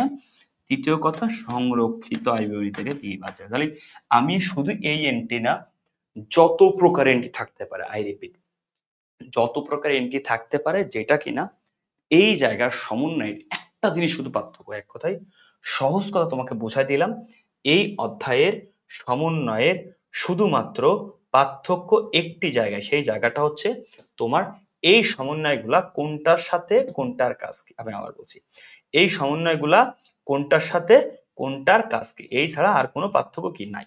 বুঝতে পারছো কি বলছি? তার মানে এখানে নিট লাভ, মূলধন, আর একটা হচ্ছে সংরক্ষিত আয়, এই হচ্ছে আমার পার্থক্য, বুঝেছো? তাহলে পার্থক্যটা হচ্ছে তিনটা জিনিস। তাহলে কি কি জিনিস আমার পার্থক্য থাকে, ওকে আসো। তাহলে এই টোটাল সমন্বয় না পড়ে আমি যদি তোমাকে একবারে কভার করে দিই, এটা আরো বেশি তোমার জন্য কি ভালো হবে, বুঝেছো? আর তাহলে আমি তোমাকে এখন পুরোটাকে কভার করে দিব ইনশাল্লাহ, ঠিক আছে? Okay fine. দেখো, তুমি আচ্ছা আমি এখানেই কভার করি, কোনো সমস্যা নেই। দেখো ওকে, একটু টাইম দাও। এই বোর্ড, তোর আবার কি যন্ত্রণা শুরু হলো? তুই আবার কেন এমন করতেছিস? রাগ করেছিস নাকি তুই? রাগ করলে তো হবে না। বোর্ড রাগ করেছে, বুঝেছো? দেখো অনেক পুরনো জিনিস তো, চেঞ্জ করতে হবে আর কি। দেখো এখানে বলে দিই, প্রথম কথা তুমি দেখো, এই চলে আসছে আমাদের জায়গাটা। আমরা প্রথম কথা সংরক্ষিত আয় বিবরণী, হ্যাঁ আমরা প্রথম কথা হচ্ছে আমাদের সংরক্ষিত আয় বিবরণী দেখবো। সংরক্ষিত আয় বিবরণী, এই জায়গা থেকে কি কি জিনিস কাজ করে এটা শিখলে তো অনেকটা শিখে যাবে। হ্যাঁ, প্রথম কথা, সংরক্ষিত আয় বিবরণীতে কি থাকে? সংরক্ষিত আয় বিবরণী ভালো করে বোঝো। সংরক্ষিত প্রথম কথা একটা জের থাকে। সংরক্ষিত আয় বিবরণীর একটা প্রারম্ভিক জের থাকবে, ঠিক আছে? যেটা থাকবে তোমার প্রশ্নের মধ্যে, যেটা বসাবা। এর সাথে আমরা কি করি, এটার সাথে খুব ভালো করে 3টা ঘর থেকে, এটা আমরা সবাই জানি। হ্যাঁ, এটা লাস্টের ঘরে বসা দিলে ভালো হয়। এর সাথে যোগ করি নিট লাভ। নিট লাভ, নিট লাভটা যোগ করি। ওকে ফাইন, আমরা কি করি এর সাথে আমরা এক কথা নিট লাভটা যোগ করি। তুমি কিন্তু আগে সংরক্ষিত আয় বিবরণী শিখতেছো, পরে বাকিটা শিখবা, বুঝেছো? তুমি আগে কি শিখতেছো? সংরক্ষিত আয় বিবরণী শিখতে, পরে বাকিটা শিখবে। তাহলে আমরা কি করি এর সাথে, আমরা নিট লাভটা ডিরেক্টলি যোগ করে ফেলি। এবার আসো, রাখবা খুব গুরুত্বপূর্ণ কথা, আর কিছু তোমার জানার দরকার নেই। এটুকু ক্লিয়ার? মনে করি এইটুকু তুমি জানো, আর কিছু তুমি পারো না। এখন আমি তোমাকে বলি এখানে আরো দুটো জিনিস যোগ করতে হবে, এটা মুখস্থ আইটেম। জাহিদ ভাই তোমার মুখস্থ কেন করাবে? তুমি তো মুখস্থ করতে আসোনি। তুই অন্য সব ক্লাস করো মুখস্থ, এখানে 10টা আইটেম দিয়ে বলে মুখস্থ কর, দৌড় এগুলো করতে এখানে আসো নাকি তুমি? আসো। এখান থেকে কি কি বাদ যায়? তাহলে বাদ আইটেম সমূহ, আচ্ছা তুমি নিজের থেকে বলো বাদ সমূহ। ওকে, নিজের থেকে বলো। আচ্ছা, আমরা অলওয়েজ জানি না আয় কর। আচ্ছা আমাকে একটা কথা বলো তো, আমরা মুনাফা থেকে কি দিই? নেট লাভ থেকে। এই যে নেট লাভ, আমরা লাভ থেকে কি, আমরা যখন লাভ করি বা আমাদের মুনাফা যখন হয়, ওকে, সিম্পল জিনিস বোঝো, মুনাফা থেকে আমরা কি বাদ দিই? আমাদের নিট মুনাফা হয়, নিট মুনাফা থেকে মনে আছে আমরা কি আয়করটা বাদ দিই না? তাহলে আয়কর কি করি? বাদ দিই। তাহলে আয়কর আমরা বাদ দিই না? আয়কর, তাহলে আয়কর মানে কি? আয়কর আমার বাদ দেওয়ার পরে আমরা কি কর পরবর্তী মুনাফা পাই। তোমার যে মুনাফা হবে প্রতি বছরে, তার থেকে তুমি আয়কর বাদ দাও। তাহলে টোটাল বাদ দিই কি কি? একেতে আয়কর বাদ দিই। কিন্তু আয়কর, এই আয়কর একটা ঝামেলা আছে, এইটুকু তোমাকে জানতে হবে। এটা তুমি মুখস্থ না, এটা তুমি জানো। তাহলে এইটা আমরা বাদ দিতে, ঝামেলা কি? যদি এই আয়করের সাথে পুরাতন কোনো সঞ্চিতি থাকে, আমি আবার বলছি, তাহলে ধরো আয়করের কোনো সঞ্চিতি আছে, কি আছে? আয়করের কি আছে? কোনো সঞ্চিতি আছে। ধরো আয়কর কত? আয়কর তো বাদ দিব, তাহলে নিটটা বের করতে হবে। ধরো সঞ্চিতি, আয়করের রেওয়া মিলে সঞ্চিতি থাকতে পারে, যা আয়করের কোনো সঞ্চিতি, সেটাও আয়কর থেকে বাদ দেবো। তুমি বলতে পারো আয়কর তো আমি টোটালি বাদ দিব। আরে এটা মাইনাস চিহ্ন দরকার নেই রে ভাই, আয়কর থেকে আয়কর সঞ্চিতি বাদ দিব, এক কথা ক্লিয়ার? তাহলে ভাই ক্লিয়ার, কি বুঝছো? আমরা কি বাদ দিব? আয়কর থেকে আয়কর সঞ্চিতি আমরা কি, আমরা বাদ দিব, বুঝেছো কি বলছি?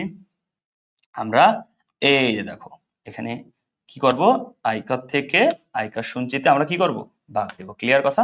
এই দেখো, এই যে আয়কর থেকে আয়কর সঞ্চিতি আমরা বাদ দিব। ক্লিয়ার কথা? প্রথম কথা ক্লিয়ার, আয়কর থেকে আয়কর সঞ্চিতি বাদ দিব। আসো তাহলে আমরা আয়করের পরিমাণটা পেলাম। এখন যদি কখনো বলে আচ্ছা আয়কর তুমি বাদ দিলা, এখন ধরো কোনো বছর ভুল করে বেশি আয়কর দিয়ে ফেলছো, তাহলে আয়কর বেশি তুমি রিটার্ন পাবা। একে কি বলে জানো? রিবেট, মানে আয়কর ফেরত পাওয়া। এটা তুমি যখন আজকে একটা কথা বললাম, তুমি যখন ফার্স্ট ইয়ারে যাবা, তখন তুমি আয়কর রিবেট শিখবা, আয়কর ফেরত পাওয়া। হ্যাঁ, আয়কর ফেরতও পাওয়া যায়, মানে যখন তোমার ট্যাক্সটা জমা দেওয়া হয়, ট্যাক্স রিবেট বলে ওকে। তুমি যখন অনার্সে পড়বা জানবা, তাহলে তুমি যখন হঠাৎ করে ট্যাক্স যে কোনো ক্রমে ভুল বেশি দিয়ে ফেলাইছো, এখন তুমি ট্যাক্সটা রিবেট পাবা, ট্যাক্স ফেরত পাবা। যেমন আমার একটা গাড়ি আছে, আমি এখন যে গাড়িটা চালাই, তো আমি যখন ট্যাক্সটা জমা দিই, এই গাড়ি বা অ্যাসেট এগুলোর উপরে আমার কিছু ট্যাক্স ফেরত পাই, ব্যাক পাই, ট্যাক্স বা ট্যাক্স রিবেট। ওকে, ট্যাক্স রিবেট। তাহলে এই ট্যাক্সটা যখন ফেরত পাবো, তো তার নাম আয়কর ফেরত। তাহলে অবশ্যই তোমার কি, আগে তুমি নিট লাভ থেকে বাদ দিছিলা বা তোমার টোটাল লাভ থেকে বাদ দিছিলা না? তাহলে এখন তুমি আয়কর যদি ফেরত থাকে কখনো, ওকে, সেটা আমি থাকবো সমানে, সেটা যোগ করতে হবে। স্বাভাবিক না ভাইয়া? এটা খুব স্বাভাবিক ব্যাপার। তাহলে আয়কর ফেরত যোগ করতে হবে। এখন আসো, তুমি লভ্যাংশ প্রদান, আচ্ছা তুমি নিজেই বলো তো, প্রত্যেক বছরে তুমি যে লভ্যাংশ দাও, তোমার কি লভ্যাংশ কই দাও? তোমরা সবাই জানো না বাচ্চারা, লাভ থেকে দাও না? দেখো তো এখানে এই যে লাভটা এখানে উপরের অংশ, তাহলে কি লভ্যাংশ প্রদান, শুধু যে কোনো লভ্যাংশ তুমি কি করবা, লাভ থেকে মাইনাস করবা। এখন তুমি আমাকে একটা কথা বলো তো, এই লভ্যাংশ প্রদান এখানে তুমি কি কি করবা, তুমি মাইনাস করবা, কারণ এর লাভ থেকে দিতে হয় রে, বুঝতে পেরেছো? তাহলে লভ্যাংশ কিছু নাম আছে, লভ্যাংশ, এই অন্তর্বর্তীকালীন লভ্যাংশ, অন্তর্বর্তীকালীন, এগুলো ফাও ফাও। এই নামগুলা পরীক্ষার হলে থাকে আর কি, এগুলো নিয়ে কোনো প্যারা তোমরা নিবে না, বুঝছো? তারপরে প্রস্তাবিত লভ্যাংশ, হ্যাঁ অনেক কিছু নাম। প্রস্তাবিত যে লভ্যাংশ, প্রস্তাবিত প্রস্তাবিত লভ্যাংশ, লভ্যাংশ সমতাকরণ তহবিল। তুই বলো ভাইয়া এত নাম কেন? আরে নাম থাকলে তোর প্রবলেম কি রে ভাই? তোর লভ্যাংশ থাকলে বসাবি, তোর তো কোনো প্রবলেম নেই। মজা তো এখানে বে, লভ্যাংশটা ইম্পর্টেন্ট। ওকে, যে কোনো লভ্যাংশ দাও। ওকে, তারপর থাকতে পারে যে নিট মুনাফা থেকে, আরে সহজ এগুলা। নিট মুনাফা থেকে একটা তহবিল দিছো, ধরো নিট মুনাফা থেকে একটা তহবিল ক্রিয়েট হতো, পেনশন তহবিল নিট মুনাফা থেকে তৈরি করা হয়। আচ্ছা অনেক সময় তোমরা যখন পরীক্ষার হলে দেখো যে এগুলা যে ভাই সঞ্চিতি। আচ্ছা আমরা ওই যে ইয়াতে পড়ছিলাম, তুমি আমার কি সেকেন্ড পত্রের এমসিকিউ ক্লাস করছো? ফিফথ চ্যাপ্টার, ওখানে একটা এমসিকিউ আমি পড়াইছিলাম লভ্যাংশ বন্টনের। আচ্ছা ধরো তুমি ভবিষ্যতের জন্য একটা সঞ্চিতি রাখবা, ঠিক আছে? কোথা থেকে রাখা হয়? নিট মুনাফা থেকে রাখা হয়, অবশ্যই। নিট মুনাফা থেকে সঞ্চিতি রাখা হয় না? ইয়েস। তাহলে মাইনাস কি? সঞ্চিতি, যে কোনো সঞ্চিত তহবিল রাখা হয়, সঞ্চিত তহবিল। আরে বেলা সুতা এগুলা, বিশ্বাস কর এই তো শেষ। এই যে এতদিন ধরে যে তোরা কানছোস না বুঝে, এটা তোদের দোষ। এখন একটা কথা আমার বলতো, ধর কোন একটা লভ্যাংশ তুই দিছস মিস্টার করিমকে, তুমি লভ্যাংশ দিছো 10,000 টাকা। এই লভ্যাংশ মিস্টার করিম হঠাৎ করে মারা গেল, এবং সে মারা যাওয়ার সময় বলছে এই লভ্যাংশ আমি নেব না, আমি কোম্পানিতে দান করে দেবো। তাকে বলে দাবিহীন লভ্যাংশ। কি রে, তুমি আগে লভ্যাংশ মাইনাস করছিলা, এখন কোনো ক্রমে এই লভ্যাংশ নেবে না, দাবিহীন লভ্যাংশ। তাহলে তুমি আগে মাইনাস করছিলে, এখন কি করবা? যে লভ্যাংশ কোনো দাবিদার নেই, যোগ করবা, তার নাম দাবিহীন লভ্যাংশ। বুঝেছো? এখন তুমি আমার বলবা জাহিদ ভাই আপনি সেরা, জাহিদ ভাই আপনি এটা কি দেখালেন? Yes, that's the important. আচ্ছা আমার চোখের দিকে একবার তাকাও ভাই, আমি সংরক্ষিত মুনাফা করতেছি বা রক্ষিত আয় বিবরণী করতেছি। সংরক্ষিত আয় বিবরণী মানে আমার টোটাল কতটুকু মুনাফা আমার কাছে জমা থাকবে, বুঝেছো? এর প্রথম কন্ডিশন আমি নিট লাভটা যোগ করব। এই কসুর কোনো কাজ নাই, সব কাজে কি নিট মুনাফার, এই কসুটার কোনো কি নাই, কাজ নাই। নিট মুনাফার সাথে সব কাজ, এই নিট লাভের সাথে সব কাজ, এই কসু ফাও ফাও। তাহলে ভাই আমি নিট লাভ পাইছি। দেখ ভাই ভালো করে বস, নিট লাভের সাথে তুই যোগ করিস কি বিয়োগ করিস কি? তুই সারা জীবন জানিস নিট লাভের সাথে আমার কি যোগ করতে হয়, যোগ করা আইটেম তুই তো জানিস না, বাদ। ধর তুই জানিস না, বাদ এই দুটা। ওকে, জানোস না, বাদ। ভাই তুই নিট লাভ থেকে কর দিস না, আমার কথাগুলো মন দিয়ে শোন। কর দিস, আয় কর দিস, এই আয় করটা দেখাবি। তাহলে নিট লাভের থেকে প্রথম মাইনাস আয় কর, আয় করার সাথে একটা সমন্বয় থাকতে পারে, ওটা মাইনাস করে দেখাবি, শেষ। কেন সমন্বয় মাইনাস করিস? ভাই ধর তোর এই বছরে কর হয়েছে 50,000 টাকা, তুই আগে সঞ্চিতি বাবদ রাখছিস, প্রত্যেকটা পয়েন্ট বোঝো। তুই ধর এই বছরের কর হয়েছে 50,000 টাকা, কিন্তু তুই সঞ্চিতি বাবদ মানে কি আগের থেকে তুই 10,000 টাকা জমায় রাখছিস। তোর এখন কর দিতে হবে কত টাকা? 40,000, কারণ 10,000 টাকা আগেই জমায় রাখছিস। 10,000 বাদ দিলে 40,000 দেখাবি। তোর 50,000 টাকা এই বছরে কর হয়েছে, তুই আগের থেকে কর বাবদ একটা সঞ্চিতি করছিলি। আমরা প্রতিষ্ঠানের সঞ্চিতি করি না ভবিষ্যতে বিপদের জন্য, সেই সঞ্চিতিটা করছি, মাইনাস দিয়ে দেখাবি নিটটা। আয় ভাই তুই নিট মুনাফা থেকে কি দিস? নিট মুনাফা থেকে লভ্যাংশ দেওয়া হয়। ভাই ভালো করে শোন, কর দেওয়া হয়, লভ্যাংশ দেওয়া হয়, কোনো তহবিল রাখা হয়। নিট মুনাফা থেকে কোনো তহবিল রাখা হয়, কোনো সঞ্চিতি রাখা হয়, শেষ। এর বাইরে পৃথিবীর কোনো আইটেম নিট মুনাফা থেকে রাখা হয় না। তাহলে ভাই তুই নিট মুনাফা থেকে লভ্যাংশ রাখতে পারিস, এই লভ্যাংশ 10টা নাম আছে, তোর কোনো সমস্যা? তোমার কোনো সমস্যা নাই। লভ্যাংশ, লভ্যাংশ অন্তর্বর্তীকালীন লভ্যাংশ, লভ্যাংশ তহবিল, লভ্যাংশ, লভ্যাংশ বিয়ে, যা কিছু থাকুক, লভ্যাংশ রাখা হইলেই নিট মুনাফা থেকে যে কোনো লভ্যাংশ রাখা হোক না কেন, যত লভ্যাংশ আছে মাইনাস হবে, ঠিক আছে? ডান। এবার আসো, প্রস্তাবিত লভ্যাংশ যে কোনো কিছু, যে এনিথিংস, এনিথিংস মানে এনিথিংস, ওকে ফাইন। এই লভ্যাংশগুলো কি হবে? মাইনাস হবে, বুঝতে পারছো? এই লভ্যাংশগুলো কি হবে? মাইনাস হবে। এবার আসো, এই লভ্যাংশ হঠাৎ করে আর আয়কর তোরা ফেরত হতে পারে কেন? আয়কর বেশি দেওয়া হয়ে গেছে, আয়কর রিটার্ন হয়, এটাকে শেখাইছিলাম। লভ্যাংশ যে কোনো কোনো বেশি দেওয়া হয়ে যায়, লভ্যাংশ বেশি দেওয়া হয়ে গেছে, তারা কি হইলো? লভ্যাংশ বেশি দেওয়া, তার নাম দাবিহীন লভ্যাংশ। সরি, লভ্যাংশ ফেরত আসছে, কেউ নেবে না। এই দুটো আবার তোর কাছে রিভার্ট আসবে না, রিভেট আসবে। তাহলে এই দুটো তোর কাছে রিভেট আসবে না, তুই যোগ করে দিবি, এই যে উপরে যোগগুলো উপরে, এই জন্য পরে শিখাইছি, তোরে বোঝাবো তাই। তাহলে এই যে কোশ্চেন শেষ, সংরক্ষিত আয় বিবরণী এক বাক্যে। সংরক্ষিত আয় বিবরণী প্রাথমিক জের, জাহিদ ভাই সবাই চোখ বন্ধ করো। সংরক্ষিত আয় বিবরণী প্রাথমিক জের যোগ হবে কি? আমি নিট লাভ, এরপরে যোগ হবে আমি জানি না। জাহিদ ভাই বলতে জানি না মানে জানি না, মাইনাস যায় কি কি? মাইনাস যায় হচ্ছে তোমার প্রথমত নেট লাভ থেকে আমি আয়কর দেই, আয়কর সঞ্চিতির সাথে সমন্বয় করে বসাবো, এরপর আমি লভ্যাংশ দিই, সঞ্চিতি দিই, তহবিল দিই, শেষ। তাহলে এরপর লভ্যাংশ যে লভ্যাংশগুলো আছে সব মাইনাস দেবো, তারপরে আমি যদি কোনো সঞ্চিতি রাখা হয় নিট লাভ থেকে মাইনাস দেবো, নিট লাভ থেকে যদি কোনো তহবিল, পেনশন তহবিল, বিশেষ তহবিল রাখা হয় মাইনাস দেবো, শেষ। তাহলে নিট লাভ থেকে চারটা জিনিস বাদ হতে পারে: আয়কর, আয়কর, লভ্যাংশ, লভ্যাংশ সমগ্র তহবিল, লভ্যাংশ, প্রস্তাবিত লভ্যাংশ, এনিথিংস, লভ্যাংশর পরে হতে পারে যে কোনো সঞ্চিতি, সঞ্চিতির পরে হতে পারে কোনো তহবিল বা পেনশন তহবিল, শেষ। এবার যদি দুইটা জিনিস ফেরত হয়, একটা লভ্যাংশ দাবি যদি কেউ না করে দাবি লভ্যাংশ, আর একটা হচ্ছে আয়কর ফেরত, এটা যোগ হয় নিট লাভ থেকে, তাহলে কি আয়কর, লভ্যাংশ, তহবিল আর সঞ্চিতি। বুঝতে পারছো? Okay fine, clear clear clear clear clear clear clear clear. আসো এখন এটা জাহিদ ভাইয়ের একটা শর্ট টেকনিক আছে। কিছুদিন আগে একটা জিনিস ভাইরাল হয়েছিল, বা এখন একটা জিনিস ভাইরাল, তালাশ টিম, তালাশ, তালাশ, ওকে তালাশ, ওকে ফাইন। দেখো তালাশ টিমটা খুব জনপ্রিয়, ওকে খুব জনপ্রিয়, এদের নিউজ হয় আর কি, ঠিক আছে? তো তালাশ লিখতে গেলে তার সাথে কি আছে আ, তা আ, ওকে তা আ প্লাস লাশ, তালাশ, ওকে দেখো তো, তাল আ প্লাস লাশ, তালাশ। তাতে কি আছে? তাতে হচ্ছে ততে তহবিল, ততে তহবিল, তহবিল যে কোনো তহবিল, ওকে যে কোনো তহবিল, ততে তহবিল। ওকে আতে কি আছে? আতে হচ্ছে আয়কর, আয়কর, ওকে আয়কর। ওকে লতে কি আছে? লভ্যাংশ, দন্তের সাথে সঞ্চিতি, তালাশ। ওকে বুঝতে পারছো কি বলছি? এই তালাশ দিয়ে তুমি মনে রাখতে পারো কি কি মাইনাস হয়, বুঝতে পারছো? তালাশ দিয়ে তুমি মনে রাখতে পারো কি কি মাইনাস হয়, বুঝতে পারছো? তালাশ দিয়ে মনে রাখতে পারো কি কি কি মাইনাস হয়, বুঝতে পারছো? কি কি মাইনাস হয়, শেষ। ও সবার কাছে এতটুকুই আমার রিকোয়েস্ট থাকবে, সবাই ভালো থাকবা, সুস্থ থাকবা, এই ম্যাথগুলো প্র্যাকটিস করো। আমি স্লাইড তোমাদেরকে দিয়ে দিচ্ছি, আমি যেভাবে পড়াইছি ইনশাল্লাহ তোমরা ভালো করবা। তোমাদেরকে মালিকাংশ দেখাইলাম, তোমাদেরকে আমি সংরক্ষিত এবং সবথেকে প্রবলেমটা দেখাইলাম। আর এই দুটা পারলে আর্থিক অবস্থার বিবরণী পারা যায়, কারণ আর্থিক অবস্থা কি থাকে? সম্পদ থেকে, দায় থেকে, মালিকাংশ থাকে।